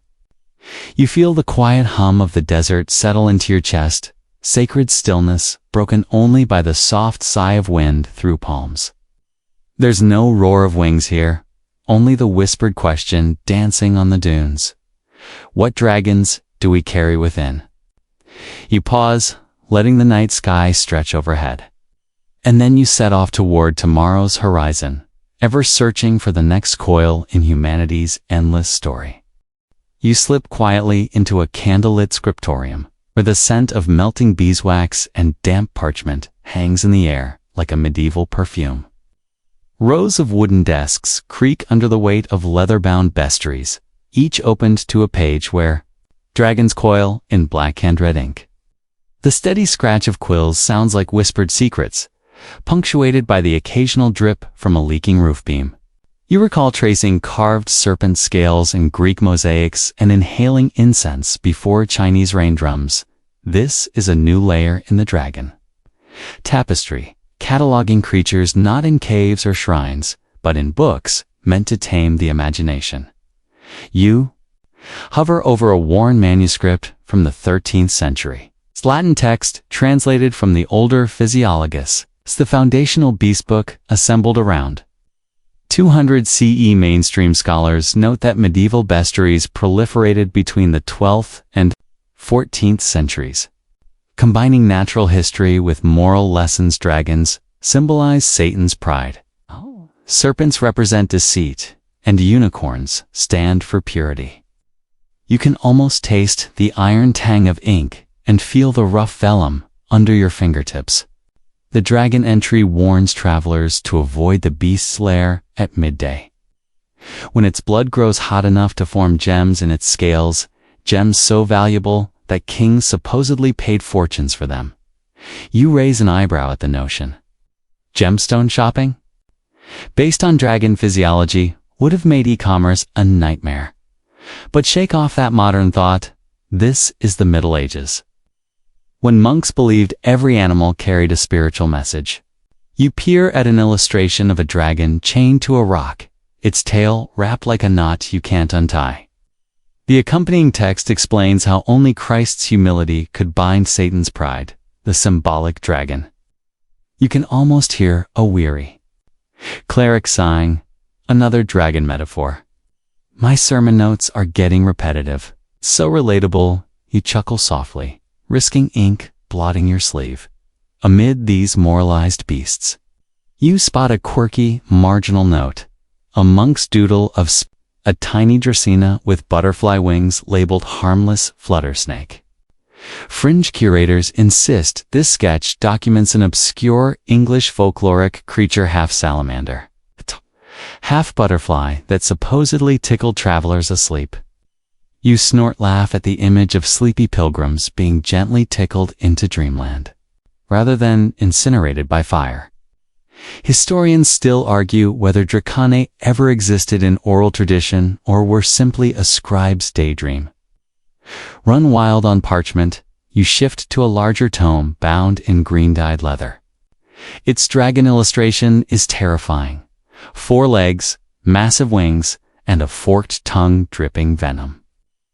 The gloss beneath warns that this beast nests in gold mines, killing miners who stumble upon its hoard. If you try to imagine health and safety, warnings nailed to a mine entrance. Caution, dragon ahead. Hard hats and crossbows required. It's such a hilarious mental image, you nearly snort out a laugh. That would echo through vaulted stone and startle your neighbor across the aisle. Footsteps creak behind you. And a novice monk sets down a tray of sweet rolls dipped in honey. The smell of warm dough mingles with candle smoke and the musty sweetness of old vellum. You tear off a corner of your bestiary page. Sorry, medieval preservationists sand you crunch through pastry. Sticky crumbs scattering over moral allegories of sin and redemption. This snack break feels almost revolutionary. Monks snacking on pastries while describing Satan's reptilian pride. You glance at the dragon entry again, half expecting it to have footnotes about powdered cinnamon as an anti-dragon repellent, closing your eyes. You recall the thunderous river serpents of Egypt, the serpents of Norse prophecy, and the feathered dragons of Mesoamerica. Here, dragons aren't natural beasts, but moral monsters, cataloged to teach virtue through fear and wonder. Describe them roaring like thunder, their wings stirring storms, echoes of the same cosmic chaos you saw in Chinese rain temples. You lean forward, tracing an illuminated initial D, where a dragon's tail curls around it. And you feel a connection across time, from cave artists sketching serpents on stone to medieval scribes illuminating them on parchment. Fringe bibliophiles claim that one bestiary in a private Swiss collection contains a fold-out map marking dragon crossing points, areas where real dragons supposedly flew to gather gold dust. According to these enthusiasts, secret pilgrimage routes following winged footprints led adventurers to hidden vaults filled with gemstone-laden scales. You smirk at the thought of GPS coordinates scribbled in Gothic script, N4722.000, E8, 33.000, beware of fire breathing. Historians still argue whether such maps ever existed, or if later treasure hunters forged them to boost manuscript value. The candlelight flickers, making the dragon's wings on the pages flutter like they're about to take flight. You stretch and lean back, feeling the wooden bench press into your spine. The hush of quill scratching resumes as another monk begins copying the next creature, some bizarre hybrid you can't identify. The steady scratching, the rustle of vellum, and the soft clink of the pastry tray create a cozy audiovisual mix that rivals any ASMR channel. You let the sound wash over you, eyes fluttering. A sudden cool breeze drifts through an open window high above, carrying the night's faint scent of jasmine and whetstone. You inhale it deeply and imagine dragons curled around the moon, there, scales reflecting starlight. It's easy to forget these dragons never roamed Europe's skies, they lived in mines, serving as allegories for human sin and divine grace. Yet the moral bestiary dragons are no less powerful than storm deities or serpents in ruins. They guided hearts and sermons as surely as any temple ritual, rubbing a crumb of honeyed pastry from your chin. You glance at the clockwork lantern. On the desk, time has slipped by unnoticed in this monastery of words. You stand slowly, cracking your back, and sense the hush lifting like a curtain. In a final glance at the glowing dragon initials, you feel the echo of every scribe who ever set quill to vellum, struggling to pin pride to paper. You tuck your mask of medieval enthusiasm under your arm, slip out into the cloister's night air, and let the chant of crickets serenade your exit. Historians still argue whether medieval bestiaries preserved genuine folkloric knowledge or primarily served as metaphorical manuals for spiritual instruction. But one thing's certain, these dragon book beasts slithered into every sermon, painting morality in living color. You step into the moonlit courtyard, your mind alight with illuminated dragons, ready for the next chapter of this scaly saga. You stand on the rolling deck of a galleon as it crests another swell in the endless blue, salt spray pricking your cheeks like tiny liquid needles. The rigging creaks above you, and the scent of tar and sweat mingles with the briny wind. Remember? Tracing serpent scales in medieval bestiaries and chasing Apep's shadow in the Nile. You're chasing another kind of dragon, one that glides beneath the waves. Its body so long it could eclipse the galleon's hull in a single sweep. You grip the rail, peering over the side for a glimpse of fin or tail. Historians still argue whether these sea serpent sightings were honest mistakes by sleep-deprived sailors or elaborate fictions spun to keep coastal towns enthralled. In 1493, Christopher Columbus jotted in his journal about long animals like serpents breaking the ocean surface near the Caribbean. Mainstream historical note marked in many navigation log reconstructions. You imagine him squinting into dawn light, quill shaking as he sketched a coiling beast with a mane of brew, foaming water-white crests. Official maps later copied those sketches, warning future mariners of monsters of the deep, complete with tiny castle icons atop their backs to show scale. It's almost quaint, like ancient Yelp reviews, cautioning, avoid here unless you fancy being swallowed whole. But shuffle forward a century, and Martin Frobisher's crew off Newfoundland wrote of a creature with a neck longer than 3 masts and eyes like coal embers. You picture pitch-black eyeballs rolling beneath slick, barnacle-encrusted skin. One superstitious mate reportedly kept a jar of the creature's mucus fluid as a protective charm against storms. Fringe collectors today insist it's the earliest preserved sample of plesiosaur mucus, proof that Jurassic leviathans survived into the 16th century. You can't help but chuckle at the image of paleontologists donning doublets and codpieces to examine. A stinky jar labeled Sea Dragon Snot, John Hawkins, 1577. The sun dips lower, painting the waves in molten gold and reminding you of the molten scales in Chinese rain ceremonies. As you scan the horizon, a shadow flickers beneath a passing gula, long, snake-like shape that vanishes as quickly as it appeared. You swallow, the deck rocking beneath your boots like an underground temple drum. Mainstream historians note that many of these sea serpent reports coincided with sightings of oarfish slender, ribbon-like fish reaching up to 11 meters long, which can billow at the surface like mythical beasts. You squint at the churning swell, wondering if those ancient mariners mistook shiny oarfish scales for dragon armor. Historians still argue whether these sightings revealed genuine unknown animals or persistent cultural expectations of monsters. At sea, a shout from the crow's nest pulls you upright. A lookout has spotted a monster head cresting like a wave. You sprint forward, adrenaline prickling your skin as you search the wake. Below, water churns, and you spot a black curve of backbone rising from the deep. The crew brandishes harpoons, half expecting the serpent to breach and swallow them, like oysters on the half-shell.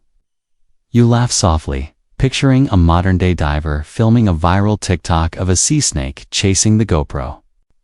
It's that same blend of terror and fascination that drove medieval bestiary compilers to describe dragons as fire-breathing allegories for pride and sin. After the lookout's cry, a tease falls. The captain emerges from his cabin, stained, sextant in hand, issuing orders in clipped Spanish. You watch his lips move, tasting the words in the salt-winged air. Prepare the lead line. Will sound for unfamiliar depths. The routine reminds you of Egyptian priests rattling drums to fend off Apep's nightly advance on Ra's barge. Both groups saw control over an unpredictable element, water, chasing its own will.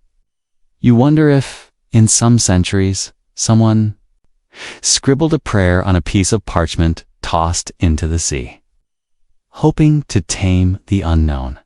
The lead line plunges into the abyss with a splash that echoes like a dropped chalice. Men strain to haul it back, and you catch a glint on the lead Waitan engraved motif of a coiled dragon, likely the ship's maker's mark. You twist it between your fingers, feeling the cold metal and imagining shipwrights stamping there. Personal seals on every cannonball and pewter cup. It's a tangible link across time, connecting you to every lost mariner who braved the horizon in search of fortune and glory. Late in the afternoon, you retire to the captain's cabin to examine a sheaf of hastily drawn sketches. One depicts a sea serpent off the Azores, its head crowned with fronds like a tropical fern. Another shows a creature with fins so massive they look like bat wings, chasing the galleon's shadow under a blood-red sunset. The pages smell of cedar and old sweat, and you shift them under candlelight, half expecting ink to crawl across the parchment and form scales. Fringe antiquarians claim these sketches were part of a secret merchant's guide sold for huge sums to ship owners who wanted to avoid dragon-infested waters. You raise an eyebrow. Elitist maritime insurance. Circa 1600. A gentle knock on the door interrupts your reverie. A junior officer slides in, offering you a cup of dark, bittersweet chocolate brought from the New World. Its rich aroma curls around your senses. It's like smoke from a dragon's nostrils. You sip, letting the warmth settle in your chest, and think. How odd it is that a plant bean could spark such transatlantic fervor. It almost feels alchemical, turning bitter seeds into a precious elixir. You recall Chinese alchemists using dragon symbolism for transformation? Hey, and you smile. History loops back on itself in unexpected ways. Night falls, and the ship's lanterns flicker against the dark sea. Torches of oil burn at each mast, casting long shadows that dance like serpents across the deck. The crew assembles on the quarterdeck, voices hushed, to hear the captain read aloud from the log. He chooses a tale of a monster off the Straits of Magellan. Its coils wrap the bow so tightly that sailors feared the ship would split in two. You imagine the hull groaning under unseen pressure, timber snapping and sails tearing in. The wind? Mainstream accounts place this sighting in 1520, during Magellan's circumnavigation of the globe, proof that even the most seasoned explorers carried ancient fears into discovery. Historians still argue whether Francis Drake's crew staged some of these encounters to terrify rival navies or genuinely encountered unknown beasts. A sudden splash at the rail makes everyone start. You peer over once more and catch a final glimpse of a pale gray neck curving away like a stone arch submerged beneath the surface. The moment dissolves, leaving only the steady chant of rigging and the slap of waves. You take a deep breath, tasting salt and chocolate, and remind yourself that myths are born at the edge of understanding. Whether real or imagined, these sea dragons carried human hopes of riches and renown as much as they carried dread. You leave the cabin under lantern light, stepping onto the deck where moonbeams dance on crests that look like scaly ridges. The ocean stretches boundless before you, a living tapestry of promise and peril. Every shimmer might be an oarfish, an air bubble, or something far stranger. Either way, you feel connected to every mariner who dared whisper monster in thee, deep and etched that fear into the record. As you lean into the wind, you can almost hear a ripple of distant conch shells and the echo of Avidanka's venomous jaws, reminders that dragons, in every form, are reflections of our insatiable curiosity at the world's edge. You step into a dimly lit workshop where copper cauldrons bubble with emerald fumes, and the scent of sulfur hangs in the air like forbidden incense. The walls are lined with narrow glass alembics shaped like open-mouthed dragons, each neck twisting upward to trap steam in their scaly throats. You reach out and trace a brass emblem stamped with an Ouroboros, a dragon devouring its own tail circling. A Latin inscription that translates to "one is all." It's a statement alchemists celebrated from late antiquity through the Middle Ages, their shorthand for the unity of matter and spirit. Mainstream historians note that the Ouroboros motif first appears in the 3rd century Chrysopatra, a Greek alchemical text, and resurfaces in European manuscripts as early as the 12th century CE, cementing the dragon as emblematic of transformation. You slip on leather gloves to open a battered chest full of parchment scrolls, chronic sigils. You unroll one labeled the Red Dragon. It's text describing the Negrado stage of the great work when base materials blacken, decay, and ferment.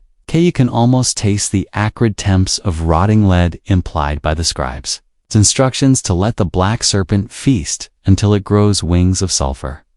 It's poetic, but you wonder how many alchemists actually let their labs reek of decaying sludge versus those who mercifully dumped the whole experiment.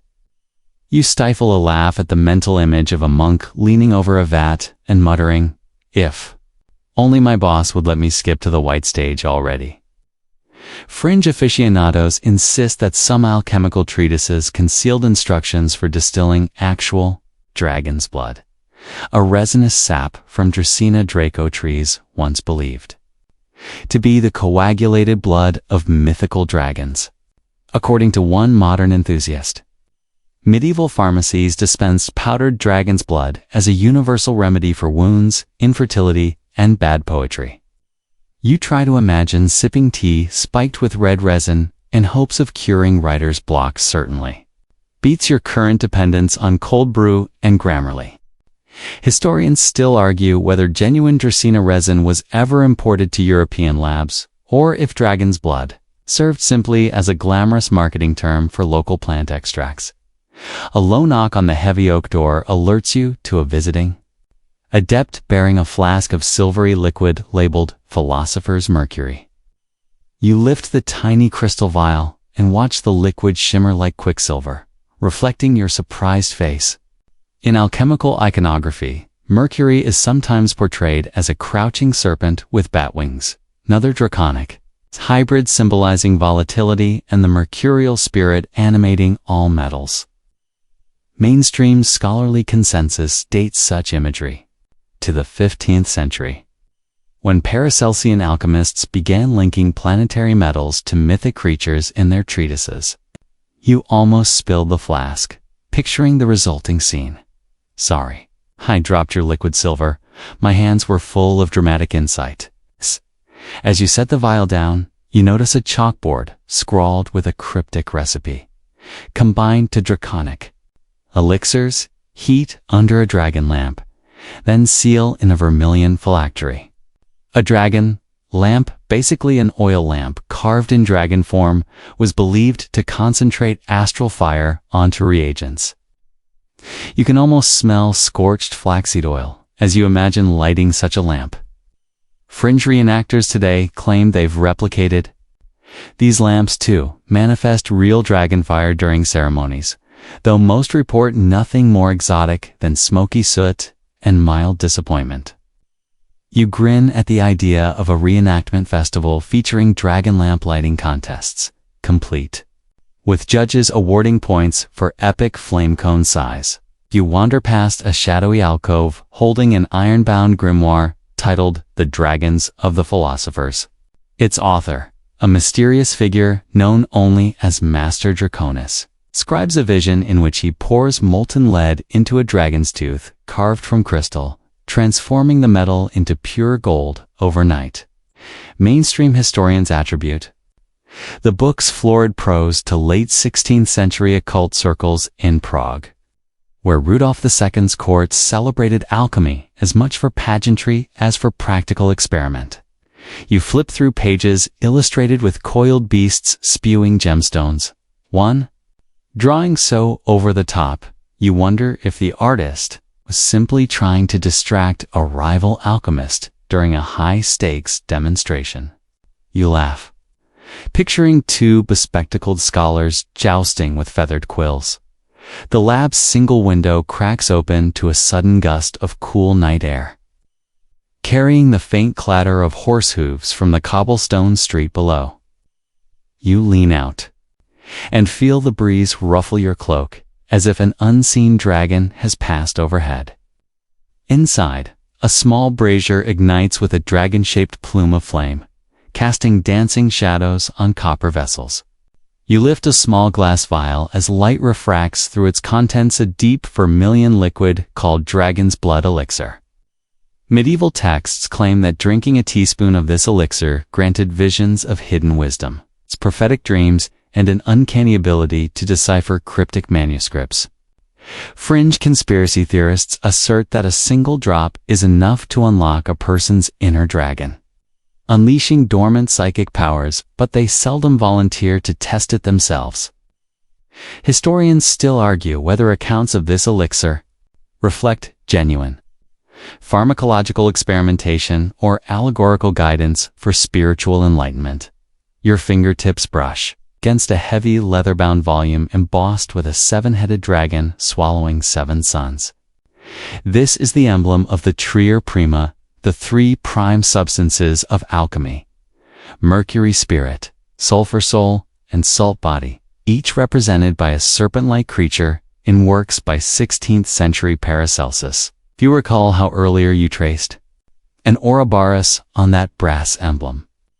And now you see these serpentine forms echo the same principle. All reality is cyclical, self-consuming, and reborn. You can almost hear a medieval philosopher mumble, "If I eat myself, do I become twice as wise?" You laugh at your own joke and shake your head as ash drifts from the brazier onto an open page, momentarily obscuring the text. A soft chime signals the arrival of midnight, and a solitary candle guttering in its stand causes the dragon shadows to quiver. You close the grimoire on Master Draconis's visions and lean back against a cluttered table laden with copper crucibles, glass retorts, and a single white feather pinned under a glass dome allegedly plucked from a celestial dragon during a meteor shower. Mainstream references to dragon feathers first appear in 17th century German alchemical pamphlets, where they were described as catalysts for transmuting base metals. You squint at the feather, half expecting it to disintegrate into motes of light. Fringe hobbyists claim they've found dragon feathers in museum collections mislabeled as exotic bird specimens. It's either a triumph of cryptozoology or an oops in cataloging. Your eyelids grow heavy as you survey the lab's ornate dragon reliefs chirping in the flickering glow. You realize that every piece of equipment, every sigil, and every cryptic note revolves around the dragon as both teacher and trial. It's a reminder that alchemy was never just about gold. It was a symbolic journey of inner transformation, where the practitioner wrestled with his own vices and virtues, much like St. George facing a dragon in the medieval tale.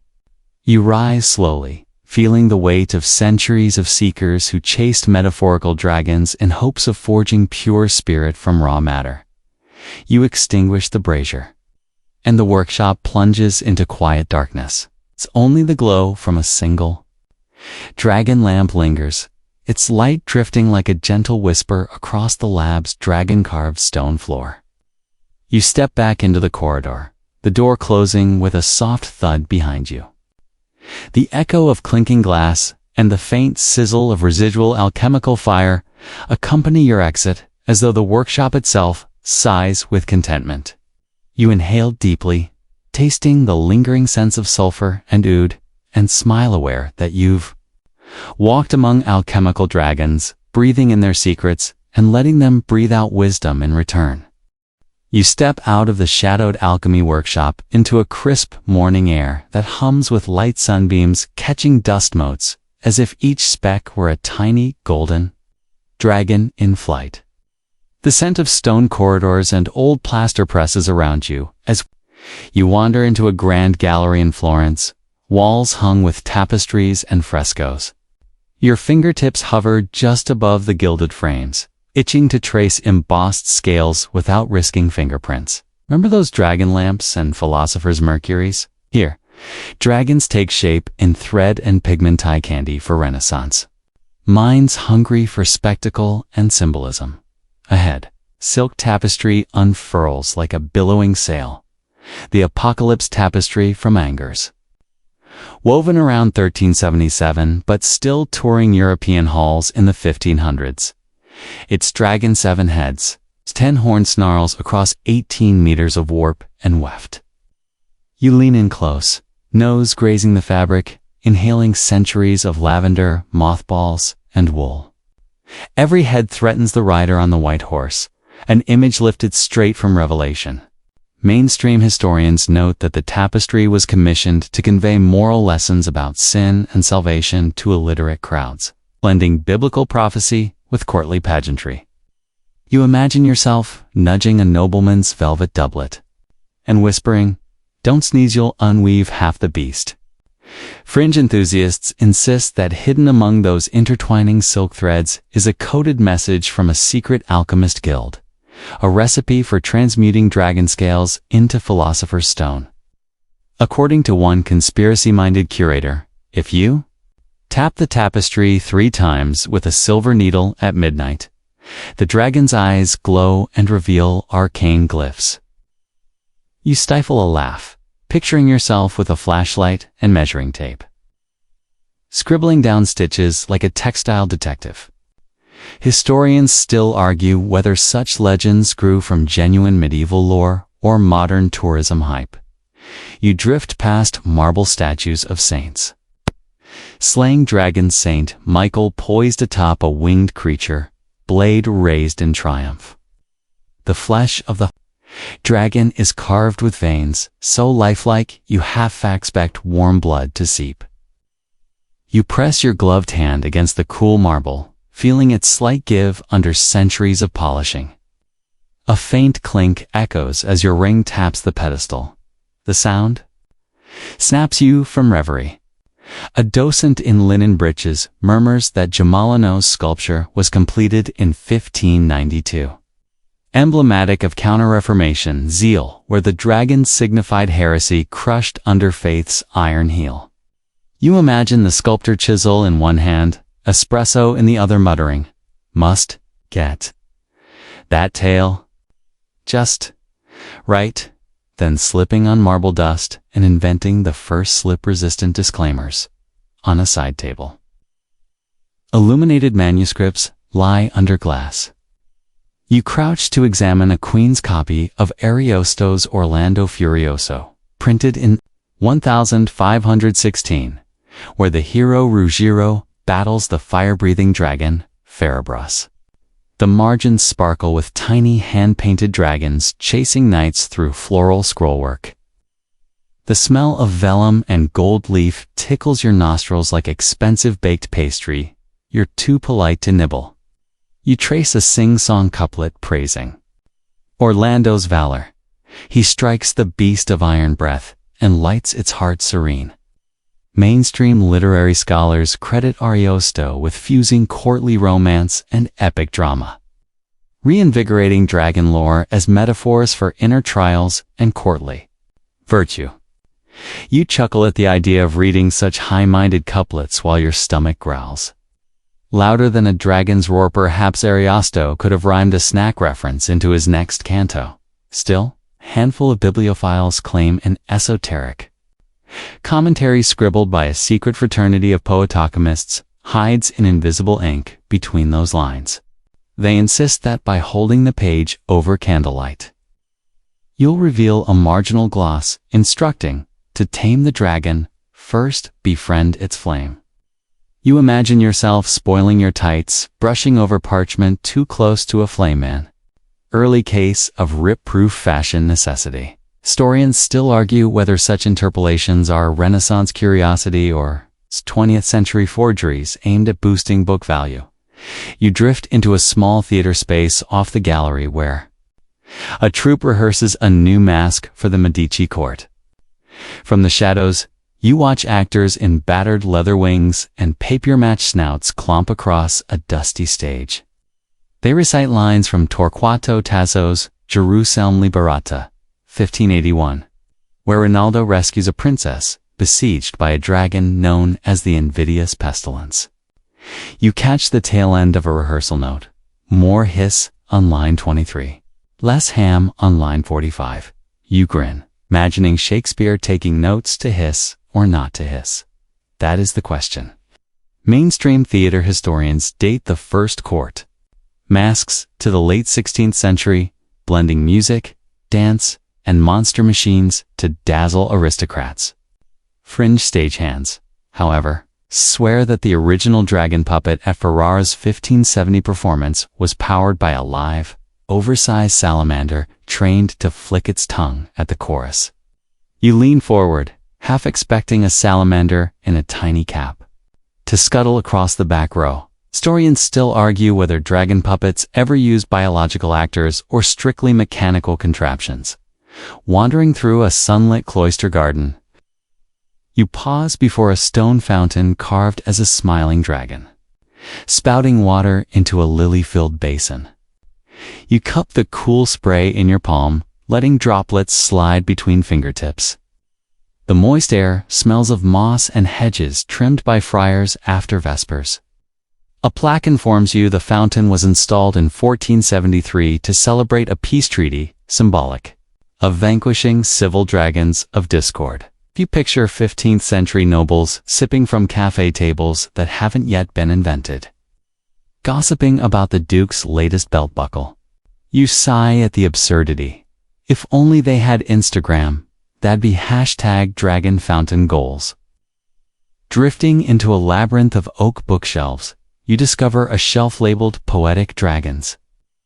You pull a slim volume of Edmund Spenser's The Fairy Queen 1590, its cover embossed with a dragon emblem, half lion, half snake, all terror.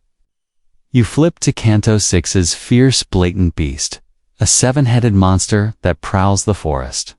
You read the verse aloud in a soft ASMR tone. Lo, there it stands, with horns and cloven hoof. Nor pity knows, nor mercy's proof. The words roll off your tongue like honey laced with wasabi. Mainstream critics laud Spenser's Beast as an allegory for slander and vice in Elizabethan politics. You smirk, imagining a scandal-hungry courtier sneering. That new pamphlet's like a dragon breath burns my reputation to ash. Still, a fringe circle of modern-day Neo-Elizabethan poets swears that Spenser encoded prophecies in blatant hiss patterns, forecasting events up to the Glorious Revolution of 1688. According to one workshop leader, students practice dragon tongue diction to unlock these coded refrains.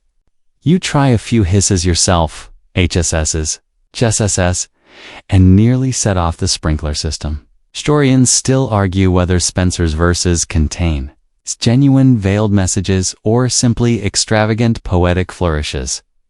As afternoon light wanes, you exit the library through vaulted arches, the final glow illuminating dragon gargoyles perched on reading room walls.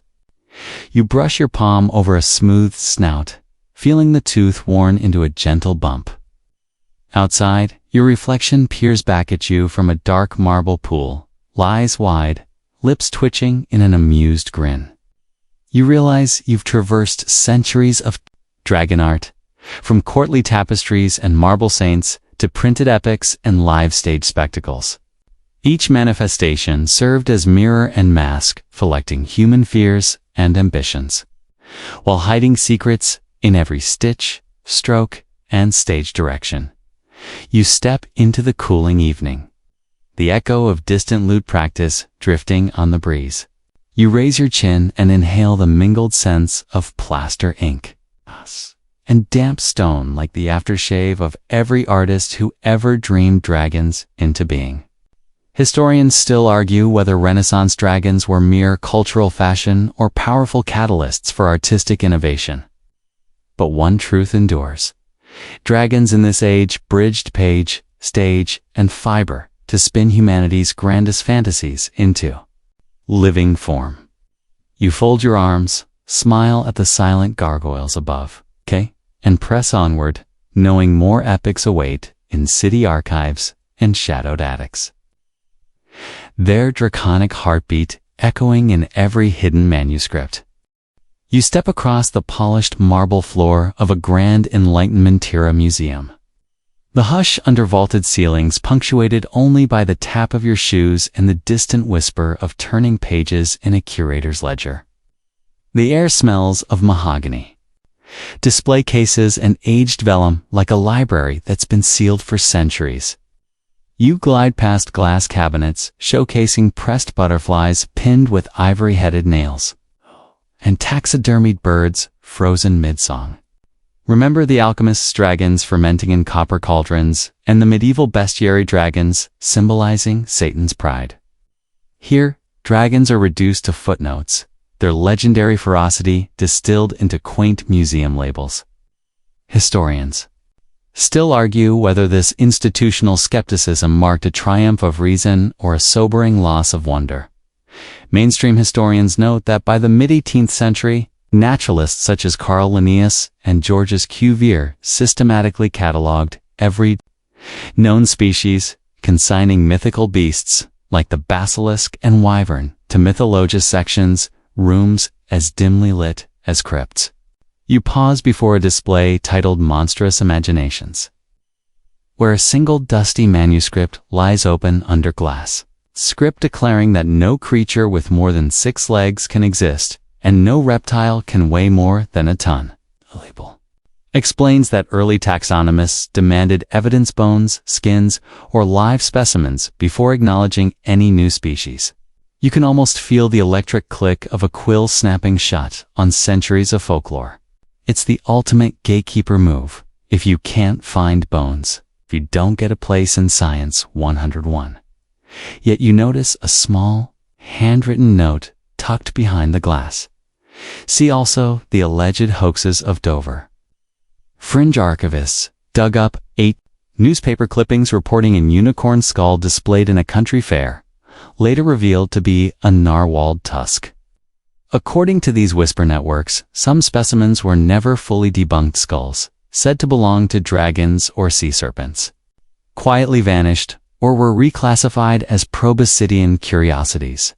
You smile at the thought of a startled naturalist in a powdered wig lifting a skull and exclaiming, "By Jove, it's a mastodon." Or is it a core? Before tipping it back into a crate-marked return to Mr. T curiosity, you walk into the next gallery where rows of fossilized bones rest on velvet cushions under numbered plaques. The room hums with the low vibration of climate control machinery and the muffled footsteps of fellow visitors leaning in to examine vertebrae that look suspiciously like oversized reptile ribs. You run your finger along the edge of a glass case, housing a proto-dinosaur skeleton reconstructed from scattered scraps. Mainstream paleontologists credit such finds dating back to Mary Onnings. Jurassic discoveries in the early 19th century was spurring the notion that real dragons might once have walked the earth before extinction. Historians still argue whether these early fossil interpretations fueled mythic revivals or simply provided natural explanations that gradually eclipsed dragon stories. A soft chime signals the start of a curator's talk. And you drift toward a semicircle of benches facing a projection screen. The display flickers to life with images of long-lost beasts, medieval woodcuts, Renaissance engravings, and Victorian illustrations. You listen as the curator explains how the public appetite for exotic monsters migrated from mythic dragons to scientifically sanctioned creatures like plesiosaurs and pterosaurs. A slide shows a carved gargoyle from Notre Dame juxtaposed with a skeletal reconstruction of a small, winged theropod, nature's own gargoyle in bone. The curator's voice is calm, measured, but you catch a hint of wistfulness, a love for dragons that reason couldn't kill. When the Q&A opens, a bespectacled man in tweed stands up, voice trembling with excitement. He mentions recent dragon sightings in remote Bhutanese valleys, records whispered among mountaineers of serpents with blazing eyes and wings folded like prayer flags. Mainstream scholars dismiss these reports as misidentified draconic folktales or echoes of Tibetan fairy tale dragons, noting the lack of physical evidence beyond grainy photos and local legend. Historians still argue whether these modern accounts reflect true cryptids, lurking beyond scientific reach, or the enduring power of myth to shape perception. You slip into a back alcove where a dusty glass case holds a battered bronze statuette, rumored to be an object of dragon worship unearthed in Southeast Asia. A tiny placard mentions that it was reburied in the 1950s when curators realized its shape matched no known deity it was, quite literally, the dragon that would not fit. Fringe collectors circulated black and white snapshots of the figure in occult newsletters, claiming it channeled the dragon spirit when moonlight struck at the proper angle. You lean close, half expecting to feel a pulse or hear an ominous hiss. It's deliciously absurd, like spotting a dragon emoji in a centuries-old letter, and you stifle a giggle. So your curator-led tour doesn't erupt in scandal as you wander into the final hall. Bright overhead lights illuminate a sleek, modern diorama, an animatronic dragon gliding through mist and colored lights. Its scales glow with LED accents, and a hidden speaker emits gentle roars calibrated to startle only half of the children gathered around. A plaque explains that this installation, created for a blockbuster museum exhibit, blurs the line between science and spectacle, inviting visitors to encounter the dragon myth in the age of data. You lean in, watching scales ripple under programmed airflow, and you can almost believe in the creature's warmth. But you remind yourself, no amount of LEDs changes the fact that modern science demands fossils or living tissue before granting a dragon reality status. The room fills with a low hum as the animatronic serpent exhales a puff of theatrical fog. A child squeals in delight, and you smile, remembering how myths persist even after the age of reason. Dragons may have been exiled from scientific taxonomy, but they live on in cryptozoology clubs, fantasy conventions, and the sidebars of natural history. Historians still argue whether Enlightenment skepticism liberated our understanding of the natural world or simply banished wonder to the margins of imagination.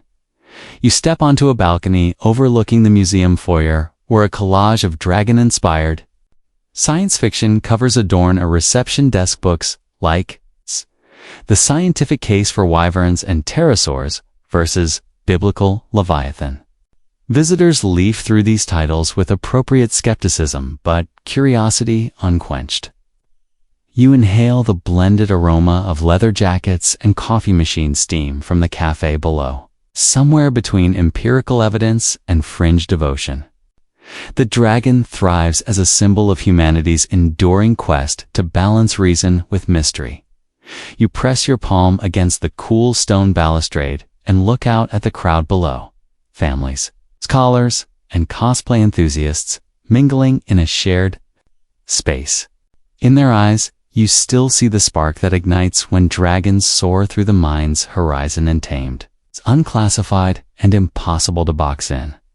You turn away from the bright exhibit lights and let the museum's hush guide you toward the exit, your mind buzzing with the question that carries you onward.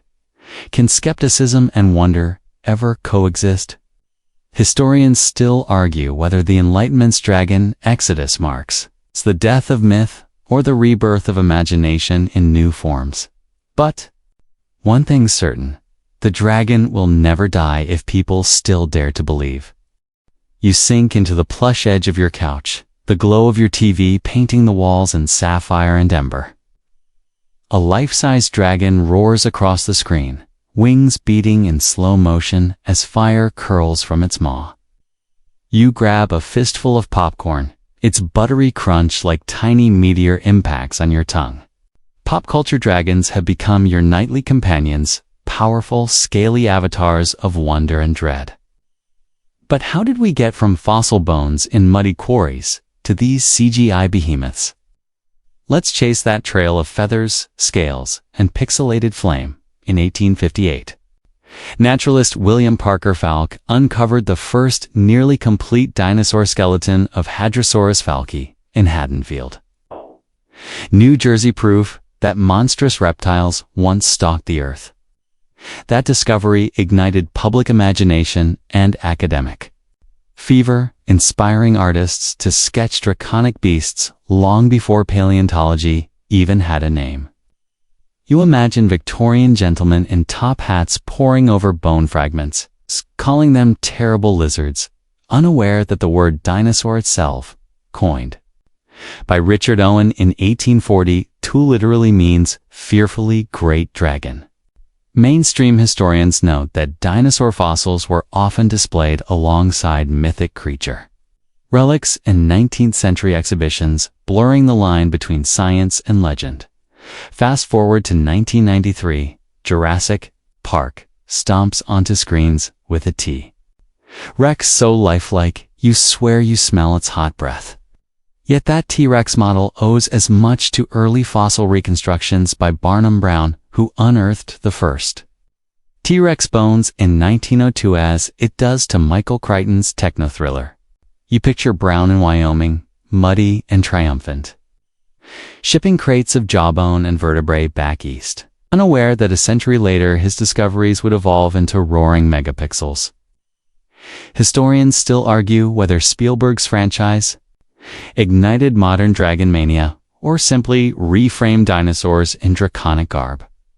But real dragons aren't confined to Hollywood.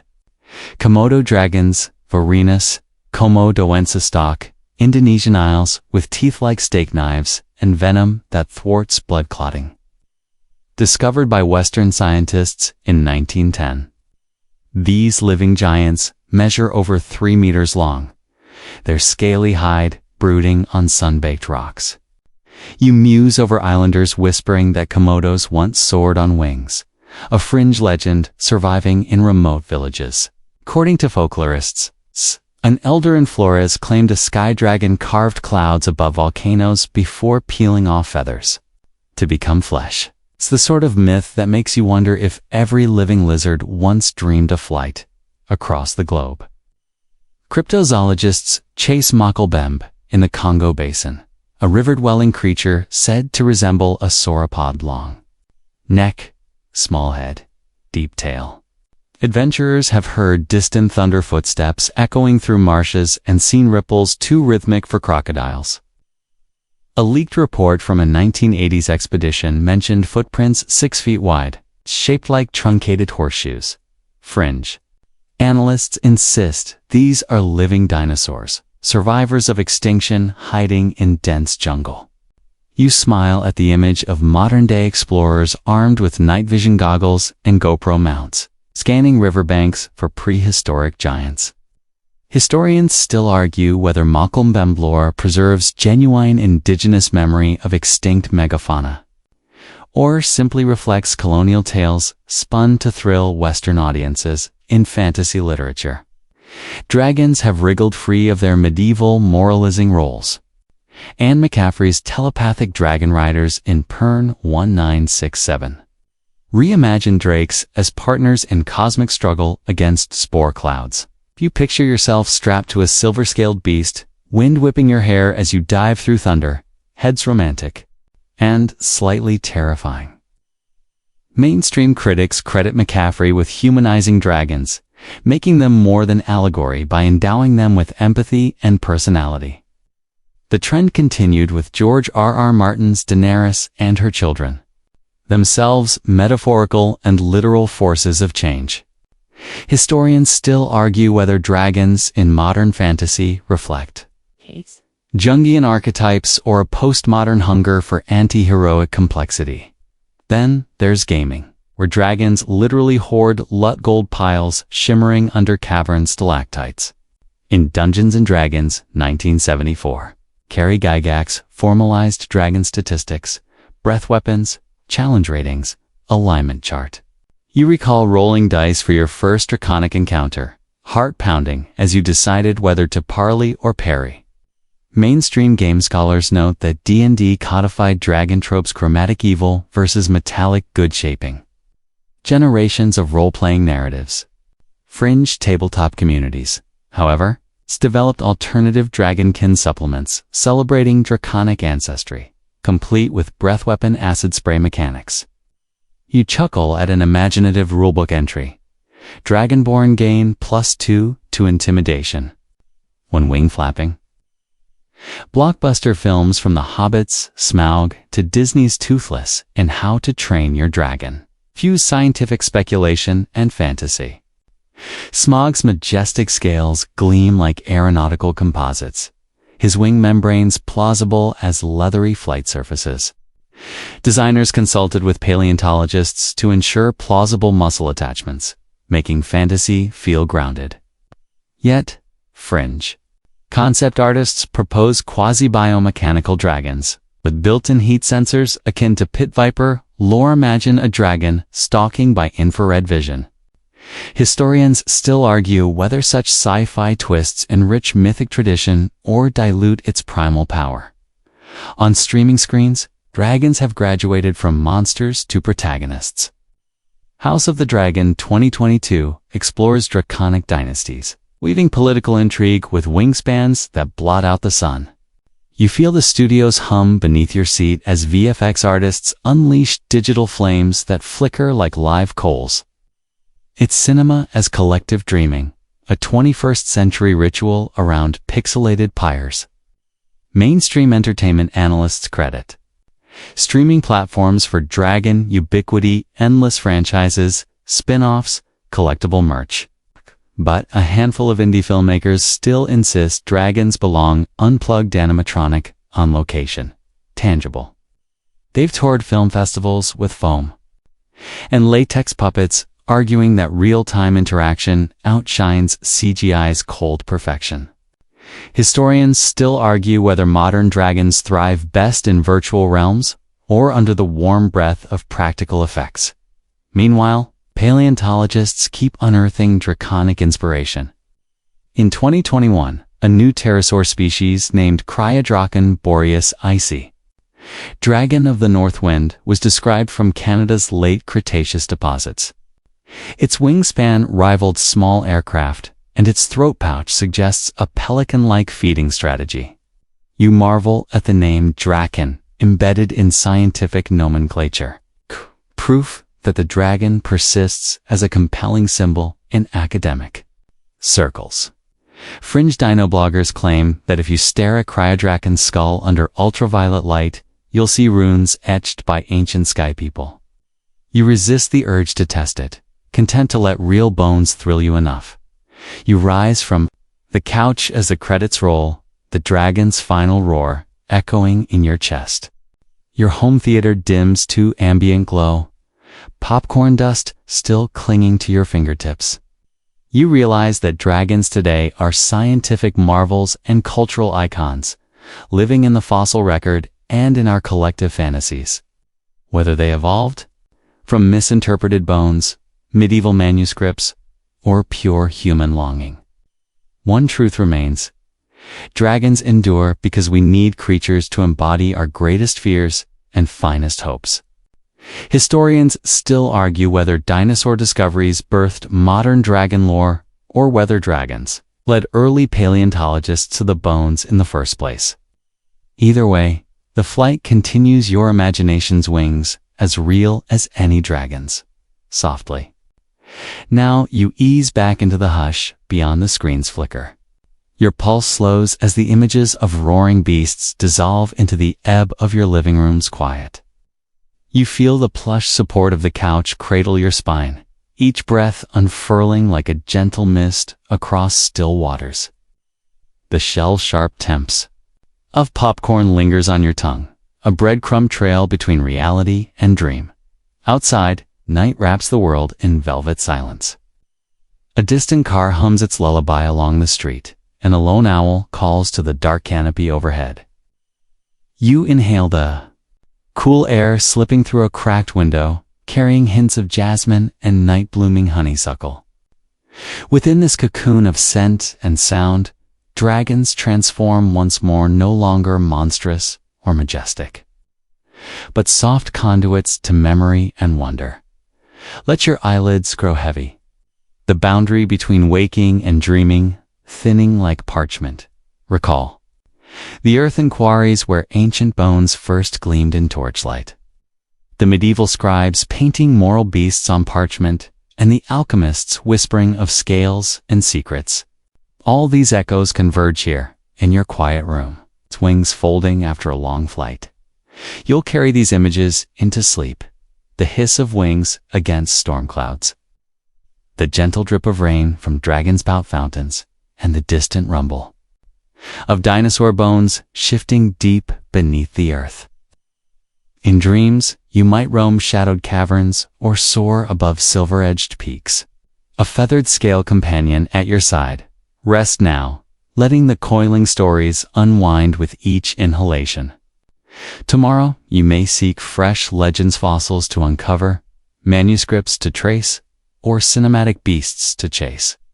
But tonight, simply breathe into the soft hush. Know that every dragon ever imagined breathes quietly here, within your peace, awaiting your return. Greater than end of script. Sweet dreams.